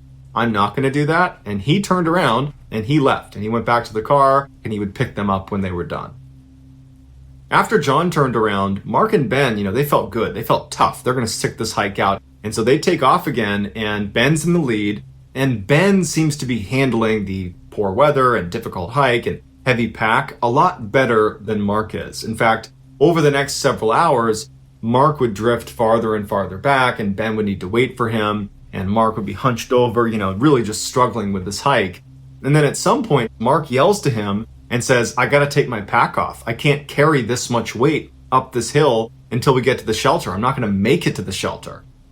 And Ben would say to him, if we don't get to the shelter for some reason, you're gonna be stranded out here in this storm without any warm clothes, without your sleeping bag, without your tent, without your food, without your water. It's way too dangerous. You have to keep your pack on. And so finally Mark is convinced and he's like, oh, all right, puts his pack back on and they continue moving. About an hour later at 7 p.m., they had reached the section of the trail where they knew they were getting close-ish to the Tri-Corner Shelter. They were certainly well beyond the halfway point. But it was dark out, the temperature had dropped significantly. At this point, Ben is basically Mark's cheerleader, kind of egging him on to keep moving, and Mark's kind of staggering along this trail, and Ben and Mark are just hoping that shelter just appears at some point here because they don't know how much farther they can go. Another hour and a half goes by. They still haven't made it to the shelter. Mark is groaning. He can barely move. It's pitch black. The rain has now completely shifted over to snow, and it is just dumping snow on them. And Ben is concerned that, somehow did we take a wrong turn, even though they were on a really well-marked trail, and he knew they hadn't. He figured they must be so close at this point. And it was around this time that Mark yells out to Ben, I'm done. I can't go any farther. And he sits down right in the middle of the trail. He's sitting down with his pack, and he's just laying there, and Ben is like, come on, we're so close. You can't sit down now. And Mark's like, I'm not moving. I can't do any more. I'm going to sleep right here. Ben knows this is a bad idea. I mean, they did have warm clothes and sleeping bags, and they probably would be just fine sleeping out in the middle of the trail, but it just seemed so unnecessarily risky when there's probably a shelter maybe a couple 100 meters away, and he would turn out to be right. And so he decides he's going to walk ahead on the trail, and he's going to see if the shelter's there, but he only went about 100 meters. He was within maybe 100 meters of the actual shelter, but he never saw it. And so after going ahead and feeling like, man, I don't want to drag Mark any farther, if there's no shelter ahead, for all we know, we took a wrong turn. And so he turns back around and he goes back near Mark, not next to him, but close enough to him that he can see him. And he sits down on the trail too. He gets his sleeping bag out, he crawls inside, and he falls asleep. On June 7, 2007, 48-year-old Bob Eidman sat at his desk across from a client at the small auto insurance company he owned in St. Charles, Missouri, a suburb of St. Louis. Bob and his client talked like they were old friends. That was how Bob was with all of his clients. Part of the reason for this was that Bob just loved talking to people. But he also knew that a lot of his clients came to him when they had no other option, and they were often stressed out about making car insurance payments, so he tried hard to put them at ease. Bob went out of his way to work with people who had bad credit, or a history of traffic violations, or maybe who had gotten a DUI. These were people who desperately needed auto insurance because without it they couldn't drive, but they simply couldn't get insured by larger companies. Bob was well aware of this and made sure he never ever took advantage of these people's desperation. Instead, he offered affordable rates, accepted cash payments, and worked with clients to come up with insurance plans that they could actually handle. And so because of this, Bob had gotten a reputation in town as being as much a benefactor as he was a businessman. In the office, Bob's client handed him an envelope of cash to cover her payment for the month. They talked a bit longer, and then the client left. Once the door was closed, Bob marked the payment in his books, opened a desk drawer where he kept his cash hidden, and tucked the money inside. After that, he looked down at his phone and realized it was later than he thought. So he quickly grabbed a stack of business cards off his desk, slipped them in his pocket, and walked out. Bob's office was on the second floor of a strip mall. So once he was outside, he walked right down the steps to the parking lot, got in his car, and pulled out onto the street. Even though St. Charles was only about 30 minutes from the major city of St. Louis, it felt like a small town. This was a place where a lot of residents kept their doors unlocked and even left their keys in their cars. As Bob drove, he saw loads of people outside enjoying the beautiful spring weather and walking along the Missouri River that wound its way through St. Charles. Bob was a member of the St. Charles Chamber of Commerce, so he loved seeing people taking advantage of the natural beauty the town had to offer. And as an active member of the community, he really believed this was the kind of place where someone could help others and still succeed in business. A few minutes later, Bob pulled into the parking lot of a car dealership in town, and when he did, he got a huge smile on his face, because he saw his wife Diane standing outside the showroom waiting for him. So Bob parked his car, hopped outside, and walked right over to his wife and gave her a kiss on the cheek. The two had been married for 28 years, but they'd only started working together about a year ago when Bob opened up his insurance business. And people who knew them thought they complemented each other perfectly. Bob was this big guy with messy gray hair who loved to talk, while Diane looked and acted like a total professional. And even though they went about things differently, they shared a drive and an appreciation for hard work. In fact, Diane had a full-time job at a hospital, but she still managed to carve out a few hours almost every day to help her husband in his office or to do some marketing for the insurance company, which is actually why they were there at the car dealership. Bob handed Diane half of the business cards he'd brought, and then the two of them split up and began talking to everyone at the dealership who might be looking for a new car. This was one of the ways they marketed Bob's company and found new clients. The two of them spent the rest of the day handing out cards and talking to people. By the time they were finished, they were worn out, but they felt like they'd put in a good, honest day of work. That night, back at home, Bob stayed up and brainstormed more possible marketing ideas, while Diane went to bed early. She had to be up and out of the house by 5 a.m. the next day to make her shift at the hospital. Bob knew how hard it had been for Diane, working basically non-stop across multiple jobs, but he told himself this would all be worth it. The risk he had taken by opening up his own business would eventually pay off, he knew it. Then he'd be able to give Diane a happier, easier life. At 10 a.m. the following day, June 8th, Bob walked into his office, went to his desk, and got right to work, going over his financial statements and planning client meetings. And he'd been working for about an hour when he heard the office door open. So he stopped what he was doing, and he looked up from his desk.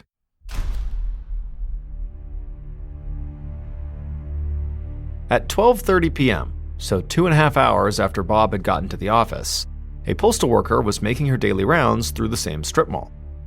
She delivered mail to all the businesses on the first floor and then headed upstairs to drop a package off for Bob.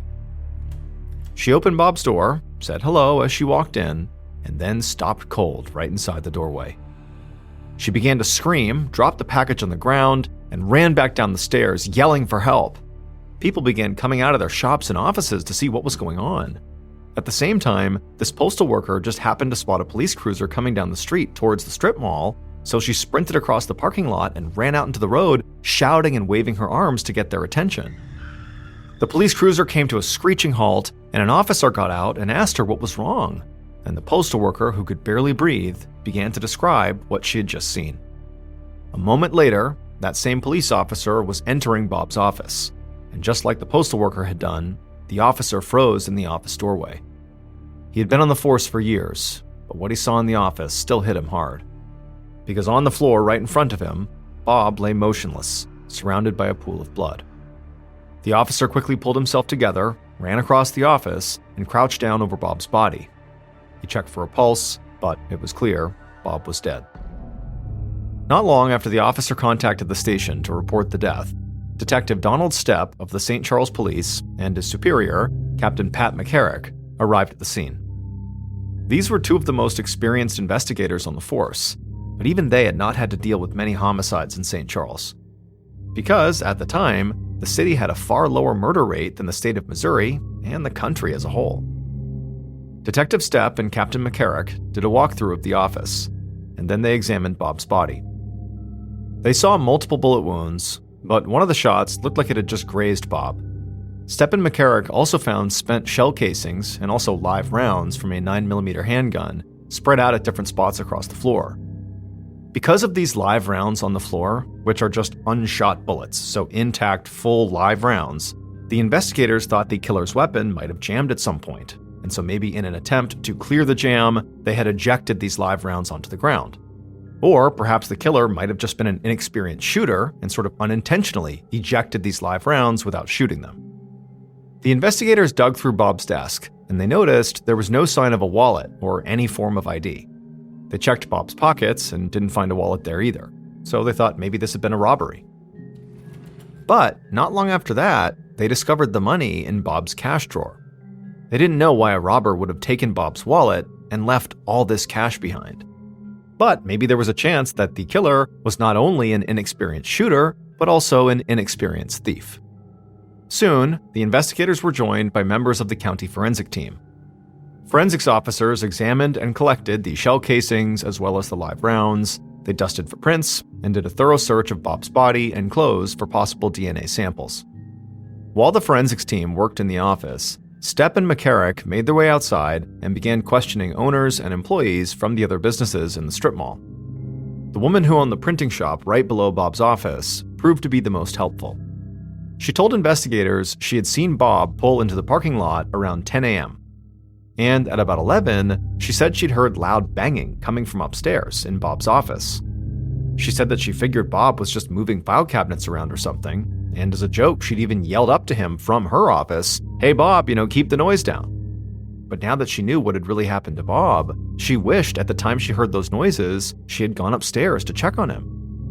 The investigators asked her if she could think of anyone who might have had an issue with Bob, but the woman said no. Bob was one of the most likable people she knew, and she figured everyone the police would talk to would say the same thing, because that's just who Bob was.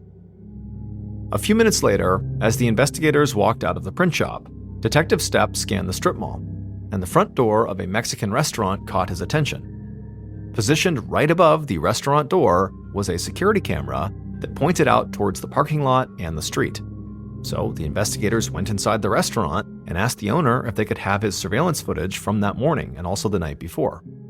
The owner said of course, and handed over the footage. By the time the investigators had spoken to everyone in the strip mall, it was about 3 p.m. Around that time, Stepp and McCarrick headed towards the stairs to rejoin the forensics team inside of Bob's office. But as they were walking, they heard an officer shouting their names from the parking lot. They turned around and saw the officer standing there with a woman, and as they made eye contact with this officer, he quickly came over to them. He said the woman he was with was Bob's wife, Diane. She'd been trying to get a hold of Bob, but he never answered, so she came up here to see if everything was okay. He said Diane obviously knew something was going on here because of the police presence, but she didn't actually know what had happened to Bob. Detective Stepp took a breath, and then he and his captain went to go speak with Diane. They introduced themselves, and then Stepp broke the news that her husband had been found dead in his office, and that someone had shot him.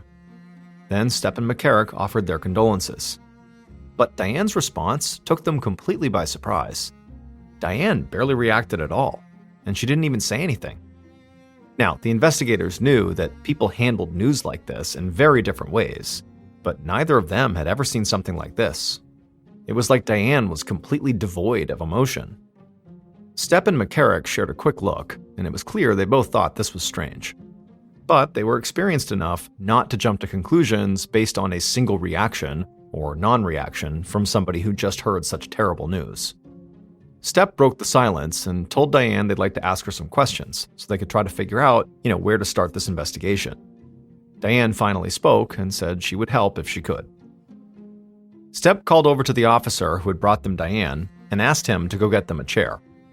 The officer ducked into one of the offices and quickly came back out again with a metal folding chair and placed it down next to Diane. Diane took a seat right there in the parking lot, and then Stepp and McCarrick began questioning her. As the victim's spouse, Diane was automatically a person of interest. So the investigators started with basic questions about her and Bob's marriage. How was their marriage going lately? Did they fight? Did they have financial problems? But Diane said she and Bob had a great relationship. They fought like any married couple would, but it was nothing serious. She said financially they were fine. And with Bob's growing business, they actually hoped to be in even better shape financially soon.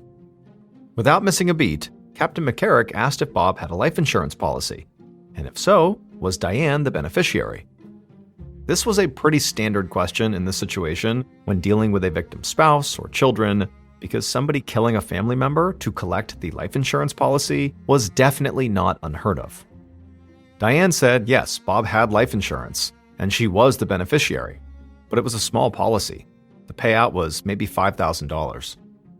Now, immediately, neither of the investigators thought that was enough money for somebody to want to kill over, but they didn't want to rule anything out yet. At some point, Detective Stepp asked Diane if she knew of anyone who might want to hurt Bob, and he sort of expected her answer to be similar to the one the print shop owner had given. But Diane's answer was very different. She said she did know somebody. There was a man who might have it out for Bob. She said his name was Kevin Green, and he was a rival auto insurance salesman in town. Bob had recently accused Kevin of stealing one of his clients and had actually gone to Kevin's office to confront him about it.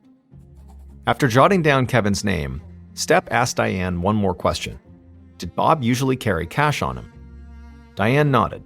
She said he always had a good amount of cash in his wallet, and he always carried his wallet in his back pocket, even when he was sitting at his desk. After speaking to Diane, Stepp and McCarrick returned to Bob's office, where forensics officers were still working. Bob's missing wallet meant that his murder could be the result of a robbery gone bad, like they'd thought. And so they shared the information about Bob always carrying his wallet in his back pocket with the forensics team. After hearing this, one of the forensics officers walked over to Bob's body, crouched down, and studied the back pocket of his pants. She said she would cut away the pocket from the pants and keep it as a potential source for a DNA sample. Upon hearing this, Stepp and McCarrick looked confused. DNA samples could only be taken from bodily fluids, and unless they were missing something, it did not look like the pocket had any fluids on it. The forensics officer saw their looks and told them that this was sort of a long shot, but DNA testing technology was making huge advances very quickly. So maybe, down the line, they might be able to pull something useful from that back pocket, despite there not being any obvious fluids on it. Now, Stepp and McCarrick would love it if that wound up being the case, but there was obviously no way they could count on that. So, in the meantime, they decided to start with the one person Bob might have had a beef with, Kevin Green, the rival insurance salesman. Several hours after Bob's body had been discovered, Detective Stepp and Captain McCarrick walked into another small auto insurance office in St. Charles. And there, they found Kevin Green working at his desk. Kevin smiled warmly and then asked how he could help, almost like he might try to sell them something. But when they told him that Bob Eidman had been murdered, Kevin's smile quickly disappeared and he looked genuinely shocked. The investigators laid out their reason for being there. They knew that Kevin and Bob were rivals, and that Bob had recently confronted him about stealing clients. But Kevin just shook his head and said it was not like that at all. He and Bob did not have a confrontation. They just spoke, and there was no rivalry, at least not how the detectives were making it sound. He said that he and Bob were competitors, but they were cordial with each other and actually seemed to get along just fine. Stepp asked Kevin if he could give them a timeline of how he'd spent his day. Kevin nodded and said he'd just gone shopping that morning at a sporting goods store, and then after that, he had come into work. After taking down some notes, Stepp nodded and said they would be in touch if they needed anything else. Then the two investigators left. In the days immediately following the murder, Detective Stepp and Captain McCarrick got members of their team to begin to follow up on Kevin's alibi. As for the two of them, they began to focus on the theory that Bob's murder could be the result of a robbery gone bad. If that was the case, they knew they could be looking for anyone off the streets, but they hoped that the surveillance camera footage they had gotten from the Mexican restaurant would help make the search a whole lot easier. So, Stepp, McCarrick, and another member of their team began the painstaking process of sitting in a cramped office and watching the grainy video footage frame by frame. And after only doing this for a short time, everything on the screen began to look like a blur of black and white, and it was hard to even make things out clearly. But suddenly, as Stepp was staring at the monitor, he thought he saw something, and it was like he had just suddenly woken up. He told the officer they were working with to rewind the footage several minutes back. The officer did, and then all three of them leaned into the screen and watched. And this time, McCarrick and the other officer saw what Stepp had seen. The same car, a Ford Focus, drove slowly through the strip mall parking lot twice within the span of a few minutes on the day of the murder. It sort of looked like the driver was staking out the place. And the final time the car drove through the lot before disappearing from the footage was about 11 a.m. And that was right around the time the owner of the print shop had heard all that noise coming from Bob's office right above her, and just about 90 minutes before Bob's body had been discovered. Unfortunately, the car's license plates weren't visible on the footage, and so Stepp and McCarrick knew that that would make their jobs a whole lot harder. Still, they had a brand new lead here, and that was exciting. So they had members of their team compile a list of every registered Ford Focus in the county and told them to start tracking down each of the owners. They also set up roadblocks in St. Charles in the hope that the Ford Focus in question might end up at one. Stepp and McCarrick knew that finding this car from the footage could take a long time. After all, there were a lot of Ford Focuses to check, and there was no guarantee the one they wanted was registered in this county. So while the search for the Ford Focus got underway, the two investigators turned their attention back to the one suspect neither of them could get out of their minds: Bob's wife, Diane. During the week following the murder, Detective Stepp and Captain McCarrick began digging deeper into Bob's relationship with his wife. They knew that Diane's strange and sort of cold reaction to the news of her husband's death did not necessarily mean she was guilty, but they just couldn't shake the feeling that something had been off about her. So they reached out to Bob's cell phone carrier to secure his phone records, and they also started looking into Bob and Diane's finances. And it didn't take them long to discover that Diane had lied to them. Stepp and McCarrick learned that the couple was not doing well financially, like Diane had suggested. Starting and operating the insurance company had put Bob in significant debt. So much debt, in fact, that he had been in jeopardy of losing his business. But that wasn't even the biggest thing that jumped out at the investigators. They got more information on Bob's life insurance. The policy Diane had told them was worth just $5,000.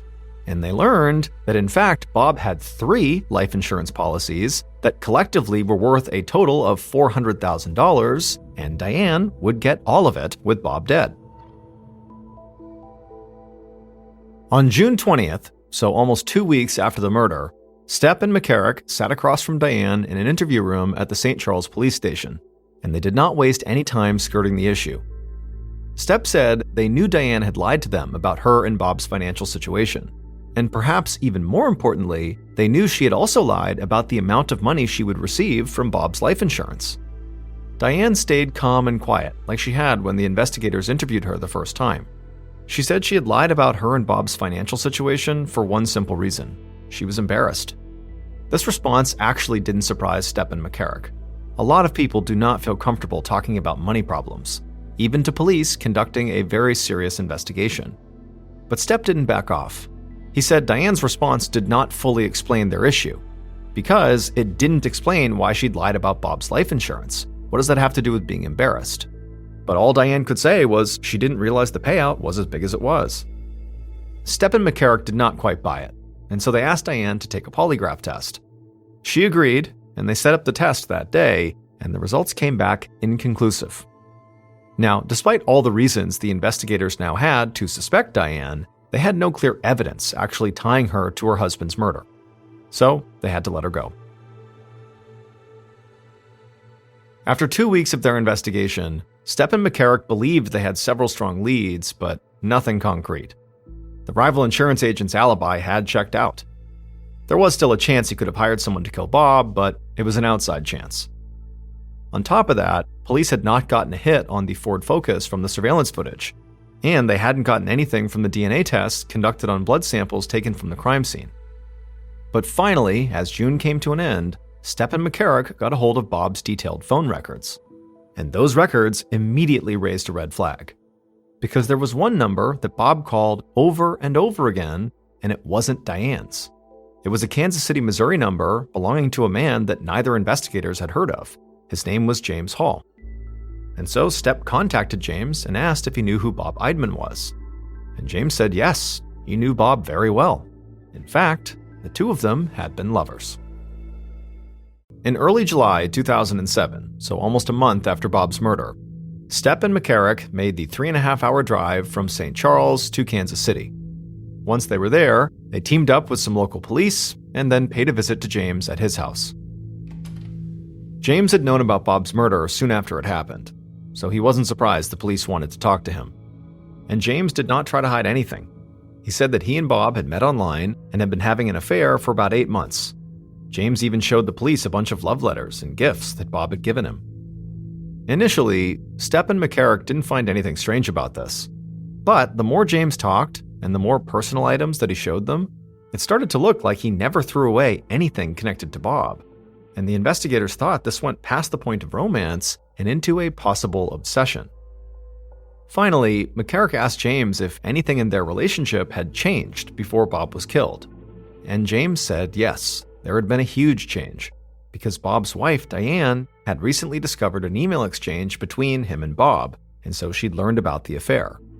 After that, Bob told James he would have to cool things off for a bit with them and focus instead on his marriage to Diane. As Detective Stepp and Captain McCarrick made the drive back to St. Charles, they began to realize that they now had a full-on love triangle to consider. There was a chance that James had gotten angry when Bob started to back away from their relationship, and maybe he lashed out and killed Bob. But Diane, who already had a clear financial motive, might have also gone into a rage and murdered Bob because he was cheating on her.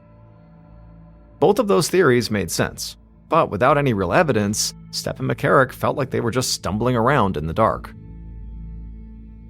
By the late summer of 2007, Stepp and McCarrick were growing increasingly frustrated with the case. The investigation just kept going the same way it had from the beginning. They had several strong suspects and no concrete evidence. They continued to try to find the Ford Focus, along with some clue that might link Diane, James, or anyone else to the crime scene. But nothing turned up on either front. And as the months passed by, new leads stopped coming in.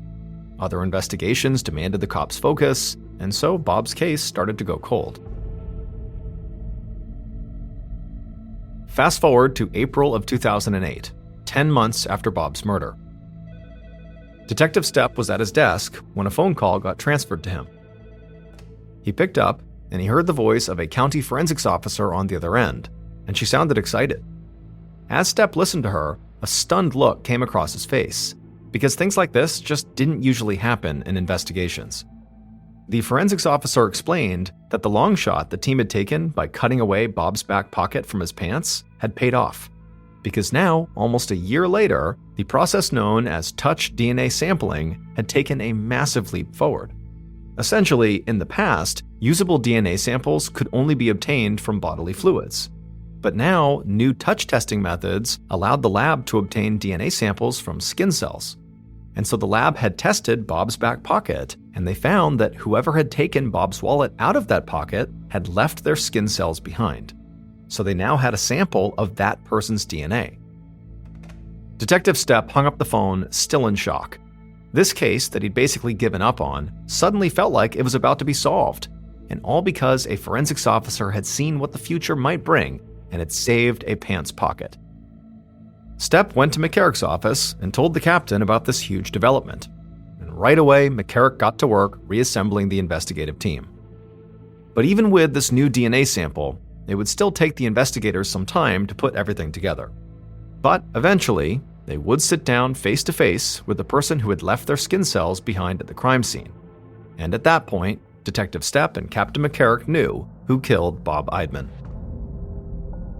At 11 a.m. that day, the killer and their accomplice sat in a parked Ford Focus in the lot of the strip mall, just past Bob's office. They each held a gun, and they each had a bandana tied around their neck. At some point, the killer raised their bandana up over their nose to cover their face, and at that point, the accomplice did the same. Then the killer looked over at the accomplice, nodded, and then they both got out of the car and ran up the steps to the second floor of the strip mall. They quickly made it to Bob's office, opened up the door, stepped inside, and shut the door behind them.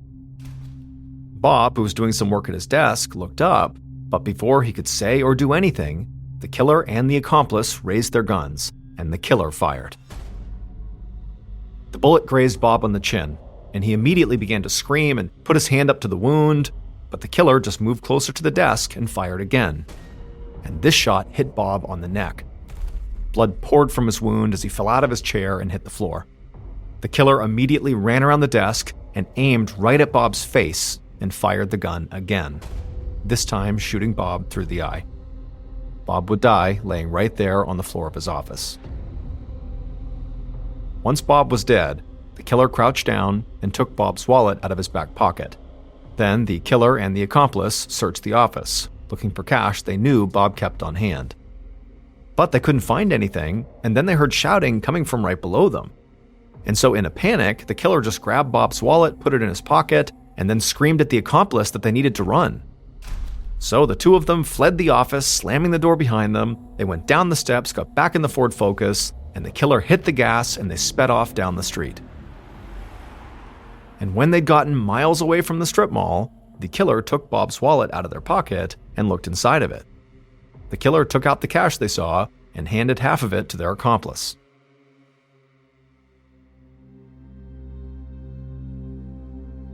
Bob Eidman's murderer was not a jealous wife, an obsessed lover, or a business rival.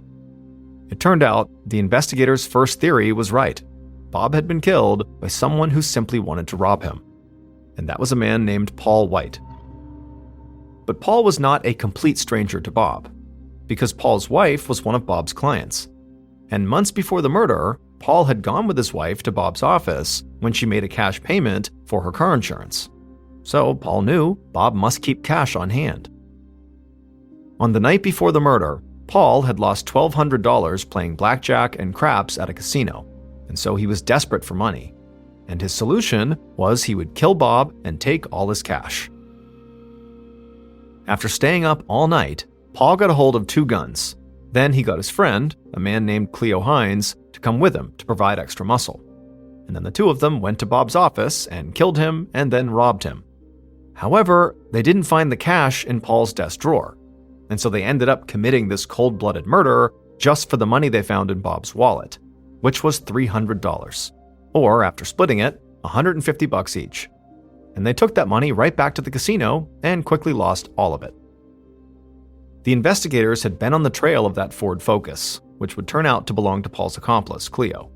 But after almost a year of searching, they still hadn't tracked it down. But when the crime lab conducted their DNA touch testing on the skin cells they pulled from Bob's pocket, those samples eventually led them to Paul, who happened to be in prison at the time for committing forgery. Investigators were quickly able to connect Paul to his accomplice Cleo and to the Ford Focus they'd seen on the surveillance footage. Bob's wife Diane, who had nothing to do with the crime, would break down in tears during Paul and Cleo's trial. Paul and Cleo were both convicted, and each of them were sentenced to 2 life terms in prison, with no possibility of parole. One afternoon in mid-July 2014, 59-year-old Jack Parks and his fiancée, Carol LaPaya, walked through their neighborhood of Kennedy Township, Pennsylvania. Jack sported a black fedora, wireframe glasses, and a lopsided grin beneath a graying mustache. Carol hung on his arm, smiling at how her engagement ring sparkled in the sunlight. As they walked, they passed by several neighbors who were outside doing yard work or talking. Jack and Carol waved to each person as they passed, and everyone waved back. Their neighborhood was a close-knit, working-class community 10 miles outside of Pittsburgh, and everybody seemed to know each other. In fact, Jack even had family on this street. One of his nephews, Bradley Johnson, lived nearby. As Jack and Carol passed by Bradley's house, Jack slowed down, trying to see if Bradley was home. His nephew had mentioned wanting to talk to him in person about something serious and urgent, but Jack could see that the house was empty, so that conversation would have to wait. Which was fine, because today, Jack and Carol were on a mission. Inside of Carol's purse was a large stack of wedding invitations, and they were on their way to drop these invitations in the mail, which was huge for them, because their wedding had been an unusually long time coming. So Jack and Carol had met at a bar 25 years ago. They'd fallen for each other quickly, but Jack had dragged his feet on proposing. And then, when he had felt ready, Carol was swamped at work. Then Jack was busy. The timing was just always bad, and the longer they put marriage off, the less important it seemed. And anyways, they were in love and totally committed to each other. They didn't need a marriage license to prove that. But last February, Jack's mother had passed away. Her death had made him realize that he wasn't getting any younger, and he really wanted to marry the woman he'd loved for decades. So, a few months ago, he'd finally proposed. And ever since, their days had been consumed with wedding preparations. They had the venue, the dress, and the rings, and now it was finally time to send out the invitations. The couple came to the end of the block and stopped in front of the mailbox. Carol took the envelopes from her purse and then joked that this was their last chance to cross anyone off their invite list. Jack just laughed and said they were not cutting anyone. So Carol pushed the envelopes through the mailbox slot until only one invitation remained. Carol hesitated for a second, looking at the name on that last envelope. It was her nephew, a 22-year-old named Michael Lapaya. She and Jack had been angry at Michael this whole past year. Their broken relationship with him was a sore spot for both of them. So Jack and Carol did not have children of their own, but they'd always doted on their nieces and nephews. When the kids were younger, Jack and Carol would have them over for slumber parties where they'd stay up late watching movies and eating popcorn, and as the kids got older, they'd all stayed close, except for Michael. A few years back, Michael had started drifting away from Jack and Carol and the rest of the family, and getting into lots of trouble. He joined the army, but gotten dishonorably discharged for marijuana possession, and ever since, he'd suffered from PTSD and began experimenting with harder drugs. But that was actually not what caused the rift.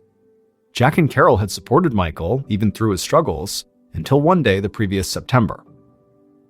During a Labor Day party that Jack and Carol had hosted, guests had seen Michael go into the couple's bedroom. And when the party was over, Carol had discovered that her expensive jewelry was missing. Jack and Carol had confronted Michael, who denied taking anything, but they hadn't believed him. They told him he was no longer welcome in their home, and things had been extremely tense between them ever since. But now, Jack and Carol were ready to make amends by inviting Michael to their wedding. So, standing on the sidewalk, Carol took a deep breath and then dropped Michael's invitation into the mailbox. And suddenly, both Jack and Carol felt a whole lot lighter. The invitations were out, and good things were ahead. Jack and Carol turned away from the mailbox and began heading back home. As they reached their driveway, Jack waved to a few men standing directly across the street, outside of a small factory called Silver Star Meats. The workers were outside in their aprons smoking, and they waved back. Jack was about to go over and talk to them when he noticed Carol's irritated expression, and so he thought better of it. Jack liked the guys from the factory, but he knew they made Carol uncomfortable. She hated that they took their smoke breaks so close to their house, and she thought their blood-stained aprons were kind of unsettling. So Jack just turned away, and then he and Carol walked up their porch steps and into their house.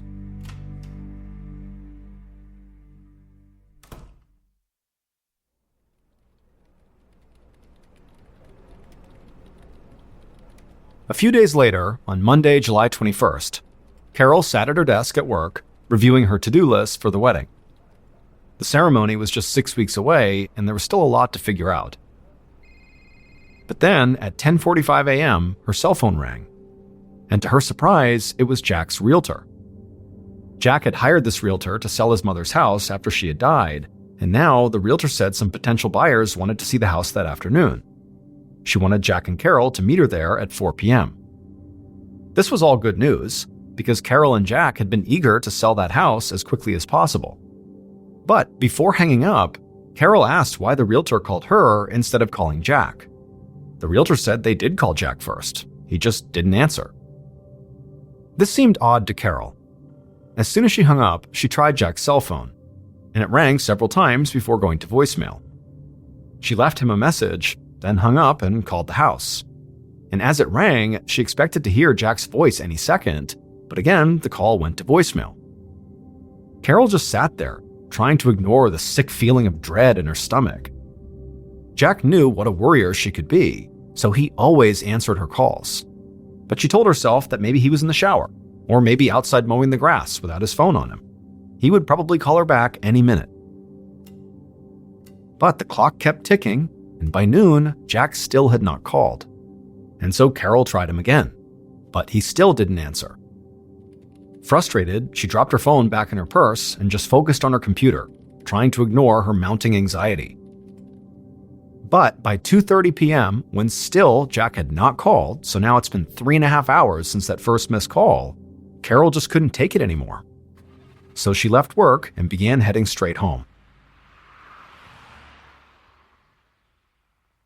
20 minutes later, Carol pulled up outside of her and Jack's house.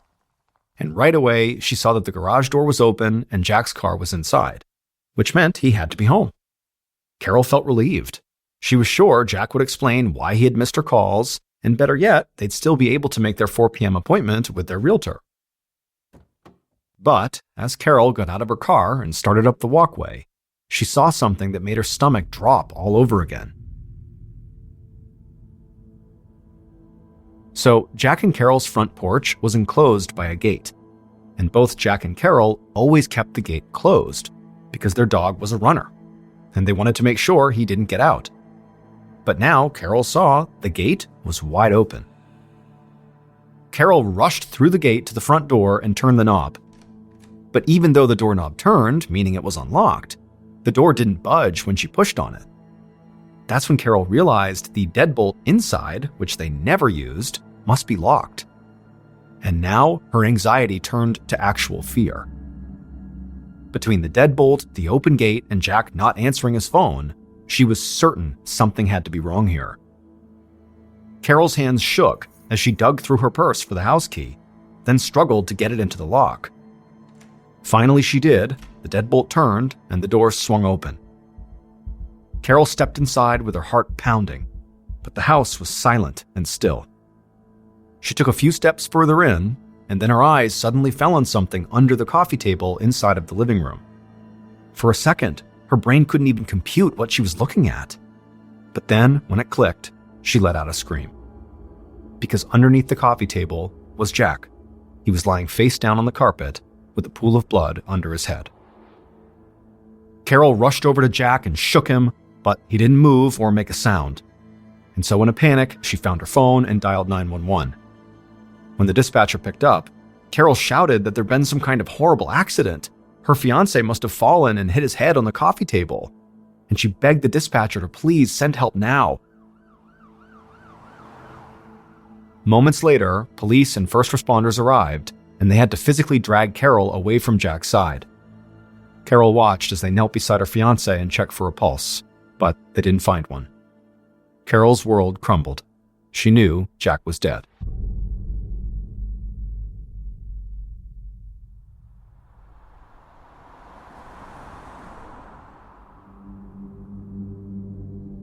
A short while later, Detective Lori McKeel of the Allegheny County Homicide Unit arrived on the scene. A perimeter was already established, and the house was crawling with police. But before McKeel went in, she looked around outside. Neighbors were watching the activity from their front lawns, and McKeel noticed a specific group of people huddled together on the sidewalk, consoling a sobbing woman whose hands were covered in blood. McKeel guessed this must be the victim's partner, and the people around her were her family. But before speaking to her, the detective quickly made her way across the yard and went inside of the house. Inside, officers and forensic techs searched the front room for evidence. McKeel had already been briefed on this case, so she knew the victim's name was Jack Parks, and his fiancée had found him dead after an apparent fall. McKeel went into the living room, where Jack's body lay face up, partially underneath the coffee table. There was a lot of blood, and at first glance, a fall didn't seem out of the question. However, when she crouched down to get a better look, she found a small hole behind Jack's right ear, toward the back of his skull. It was a gunshot wound, which meant this was no accidental fall. This was a murder. McKeel stood up and told the other investigators nearby to keep their eyes peeled for bullet casings or a gun. Then she continued scanning the house. The house was lived in, but relatively neat, with boxes of what looked like wedding favors stacked in the hall. But when McKeel stepped inside of the master bedroom, she saw this room had been totally ransacked. Dressers were overturned and drawers were pulled out. Several jewelry boxes lay empty and discarded on the carpet. Either this was a robbery, or someone had staged the scene to make it look like one. As McKeel made her way back to the living room, she saw several photos of what looked like a seemingly loving couple about to get married. But McKeel's training told her not to take anything at face value. Every relationship had its problems, and a deadline like a wedding could bring tension to the surface. So before McKeel did anything else, she wanted to speak to Jack's fiancé. If there were any skeletons in the couple's closet, she needed to know about them. Later that afternoon, Detective McKeel sat with Carol in an interview room at the police station. McKeel knew that so far, nobody had told Carol much of anything, including the fact that Jack's death was a murder, not an accidental fall. And from McKeel's point of view, this was a good thing. The romantic partner was always the primary suspect in a murder. And so McKeel wanted to study how Carol behaved in their interview before she told Carol anything about the investigation. So McKeel started slowly, asking basic questions about Carol's relationship with Jack. But as Carol calmed down and opened up, McKeel began to probe deeper. She asked if either Carol or Jack was getting cold feet about their wedding. And why did it take them so long to get engaged? Were there suspicions of infidelity? What about money problems? McKeel watched Carol for any hint of defensiveness or anger.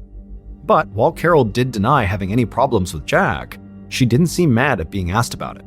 She just seemed confused.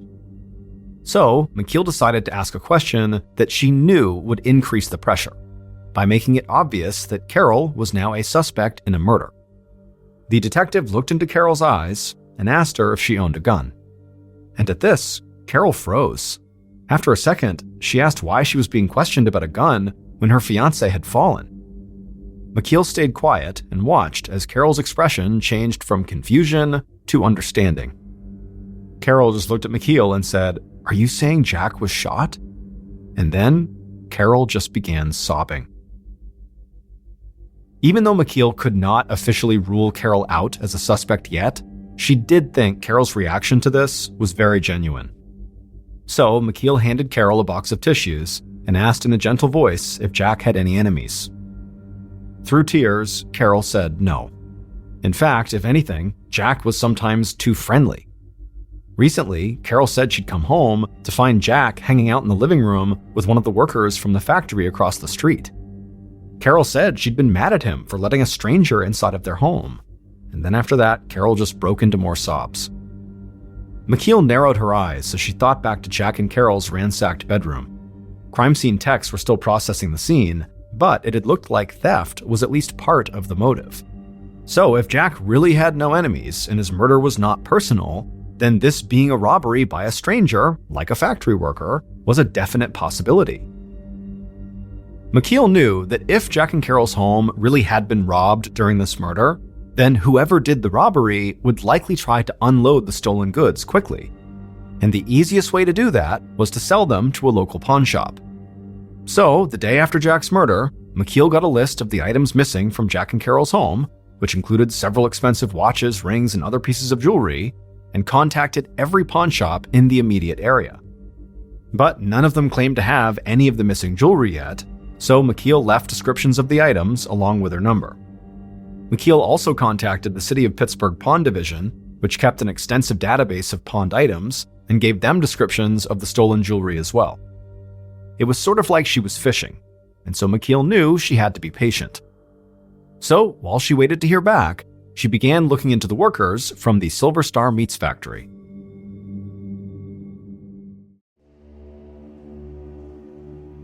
Within a few days of the murder, McKeel led a team of officers to that factory. And as soon as she stepped out of her car, she could see that anybody standing right outside of the factory would have a clear view of Jack and Carol's front door and garage. From speaking to Carol, she knew Jack had been friendly with several factory employees, and on at least one occasion had invited them into his home. And so those types of visits would have been perfect opportunities to learn the layout of Jack and Carol's house and to figure out where they kept their valuables.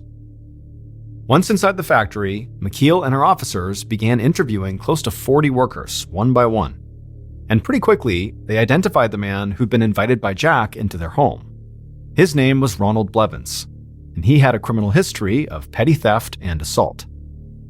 To McKeel, this was promising. But Blevins had not been at work on the day of Jack's murder because he was on a scheduled vacation. Now, McKeel did not think this made him any less of a suspect, but this early in the case, there wasn't any physical evidence to connect him to the crime, so she couldn't arrest him. As McKeel and her team left the meat factory, she felt a bit deflated. She really needed the forensics to come back if she was going to make any real progress on this case. Fortunately, though, there would be new evidence for her waiting back at the station. A copy of Jack's autopsy report was sitting on McKeel's desk. She opened it and began reading. And right away, she saw something important. Other than the gunshot wound, there were no bruises or scratches found anywhere on Jack's body. There was no sign of a struggle at all. And so McKeel knew this could mean that the killer broke into the house and then surprised Jack and shot him from behind, or it could mean Jack knew his killer and had let this person inside of his house. McKeel kept on reading the report, and as she got towards the end of it, her eyes went wide. The coroner had made a major discovery. A bullet had been extracted from Jack's skull, and they determined it came from a .380 caliber handgun. This was extremely helpful. McKeel still did not have the actual murder weapon, but now she knew what kind of gun she was looking for. And so she wanted to find out if somebody close to Jack, someone let's say he would have welcomed into his home, owned a gun like that.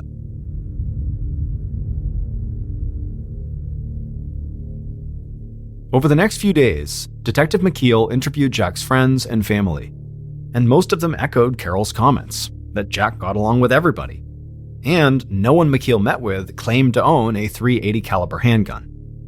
And so McKeel felt like she was quickly running into yet another dead end.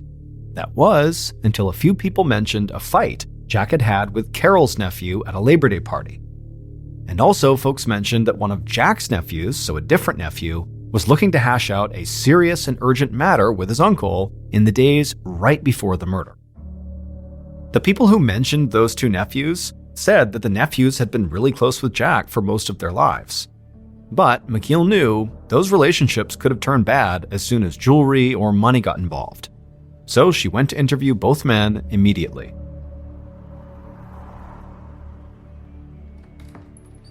The first house she went to belonged to Carol's nephew, Michael Lapaya, the Army veteran who Jack and Carol had accused of stealing at their Labor Day party. When she began questioning Michael, he didn't deny that he and his uncle had a falling out. But he also insisted Jack was wrong about him stealing. More importantly, though, Michael denied having anything to do with Jack's death. He said he'd been busy on the day of the murder, at a doctor's appointment to treat his PTSD, and then he had also gone shopping with his girlfriend. And he showed McKeel receipts to prove it. And also, Michael did admit that he had lots of guns, and he knew how to use them after his time in the military. However, the one gun he didn't own was a .380 caliber handgun. After the interview, McKeel contacted the Veterans Affairs Medical Center and confirmed that Michael attended his appointment on the day of the murder. She was also able to verify that charges had been made on his credit card in a different city around the time of Jack's death. All in all, Michael's alibi seemed solid.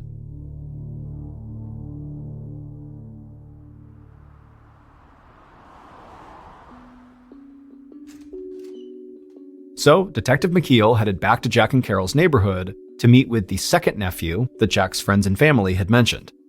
This was Jack's nephew, Bradley, the one who lived on the same street and had been apparently wanting to speak with Jack in person about something serious and urgent.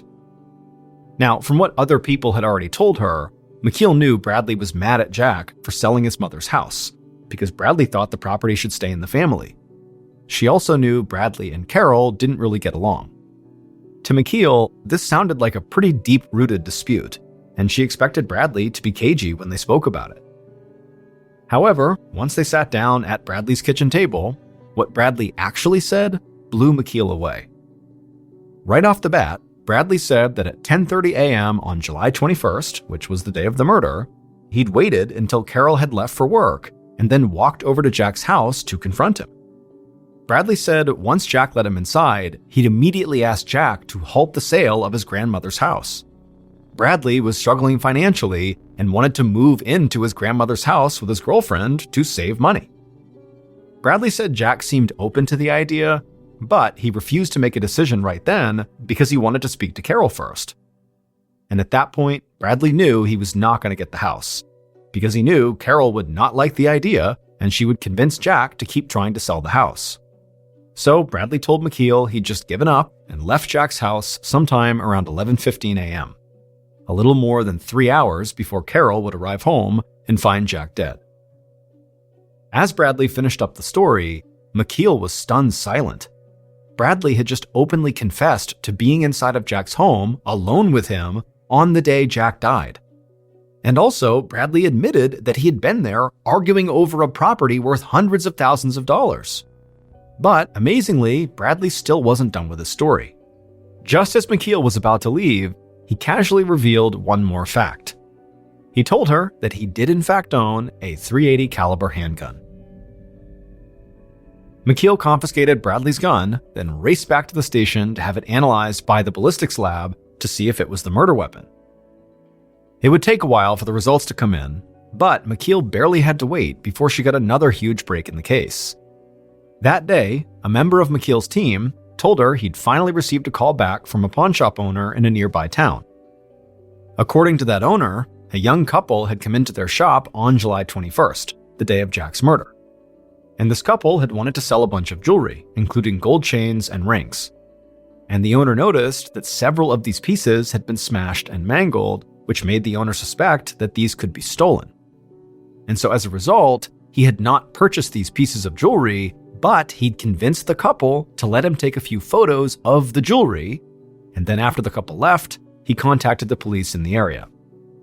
And it had taken 3 days for those police to connect the incident to Jack's case and then get in touch with McKeel's team. But as soon as McKeel got this news, she went straight to the pawn shop to review the photos of the potentially stolen items. And when she saw these photos, there was no doubt that was Jack's jewelry. Now, this pawn shop did not have a security camera, so there was no footage of the couple who tried to sell Jack's stuff.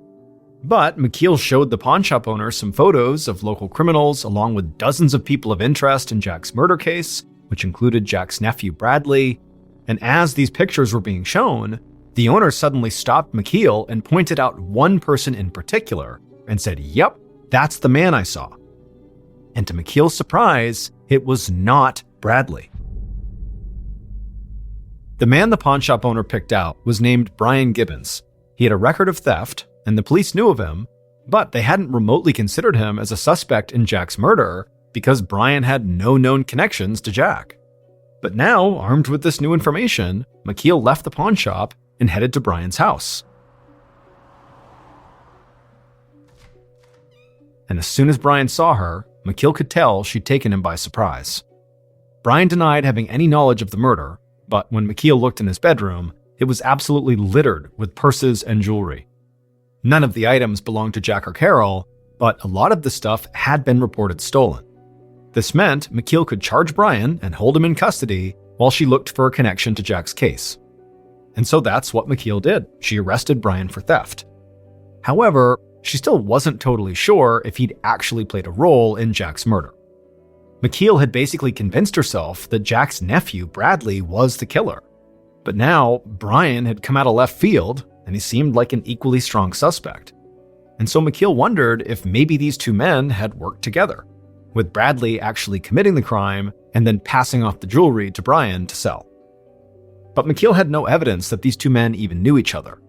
And until the ballistics results came back, she didn't even know if Bradley's gun was the murder weapon. It was like suddenly McKeel had gone from having a case full of dead ends to having a case with too many good suspects. It would take another week before the final piece of evidence fell into place. On August 4th, 2 weeks after Jack's death, McKeel got a call about a second pawn shop, where a young man had stopped in the day after the murder trying to sell a bunch of damaged jewelry. Unlike at the first pawn shop, the employee at this one had not realized the jewelry was stolen, so he had bought it. Police had already examined the jewelry and confirmed it belonged to Jack. But the most important thing about this pawn shop was that it did have a security camera. And when McKeel watched that footage, she knew who killed Jack.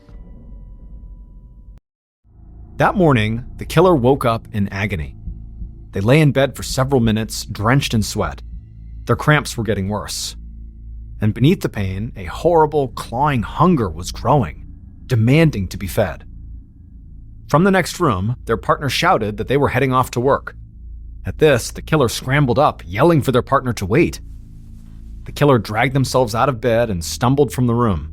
With a wild look on their face, they told their partner to call in sick today. They were going for a ride. A short while later, at about noon, the couple pulled up to the curb 1 block from the Silver Star Meats factory. The killer eyed the house directly across from the factory. The garage was open, and Jack's car was inside. He was home. The killer reached inside the glove box and took out a .380 caliber handgun. They told their partner to drive away if they weren't back in 30 minutes. Then they pocketed the gun, pulled the hood of their sweatshirt over their head, and got out of the car. The killer's heart pounded as they hurried down the sidewalk, avoiding eye contact with the meat factory employees, just standing about in their blood-stained aprons. The killer reached Jack's house, headed up the walkway, went through the front gate, and right to the door. They knocked and then waited. When no one answered, they urgently knocked again. The door opened. Jack looked out and quickly waved the killer inside. Jack turned away from the door and asked the killer if he could get them something to drink. But the killer didn't answer. Instead, they followed Jack through the doorway and into the front room, and there, they stopped, drew the gun from their pocket, raised the barrel just inches from Jack's right ear, and fired. The bullet struck Jack in the back of the head. He fell, dead before he even touched the ground. And immediately, the killer bolted upstairs to the master bedroom, where they tore through the dresser, ripping out drawers and dumping the contents all over the floor. It didn't take long to find what they were looking for.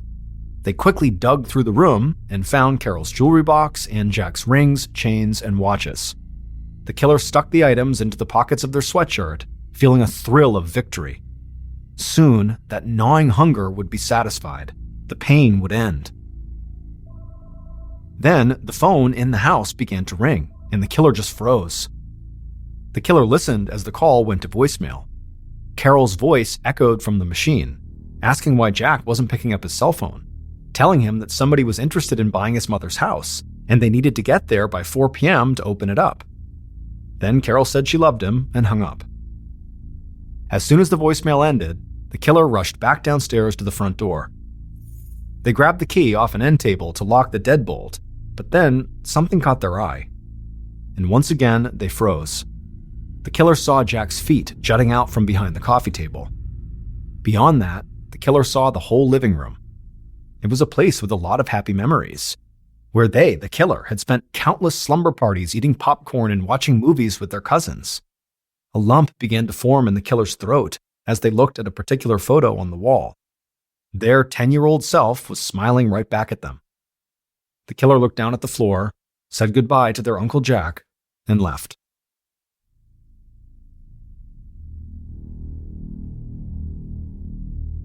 Jack's nephew, Bradley Johnson, had been high on Detective McKeel's suspect list. But when the results of the ballistics test on Bradley's .380 caliber handgun came back, it did not match the murder weapon. Also, at that second pawn shop where they had surveillance footage, it was not Bradley who McKeel saw, because Bradley didn't kill his uncle. Carol's nephew, the disgraced Army veteran Michael LaPaya, did.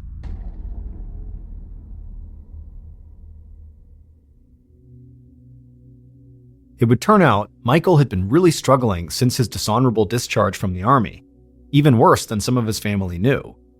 He'd started using heroin and begun stealing to support the habit. And as his addiction worsened, Michael became increasingly desperate for cash. And in July 2014, he saw a quick way to get it: by killing Uncle Jack and stealing his jewelry. Jewelry Michael pawned the next day for just a little over $1,000.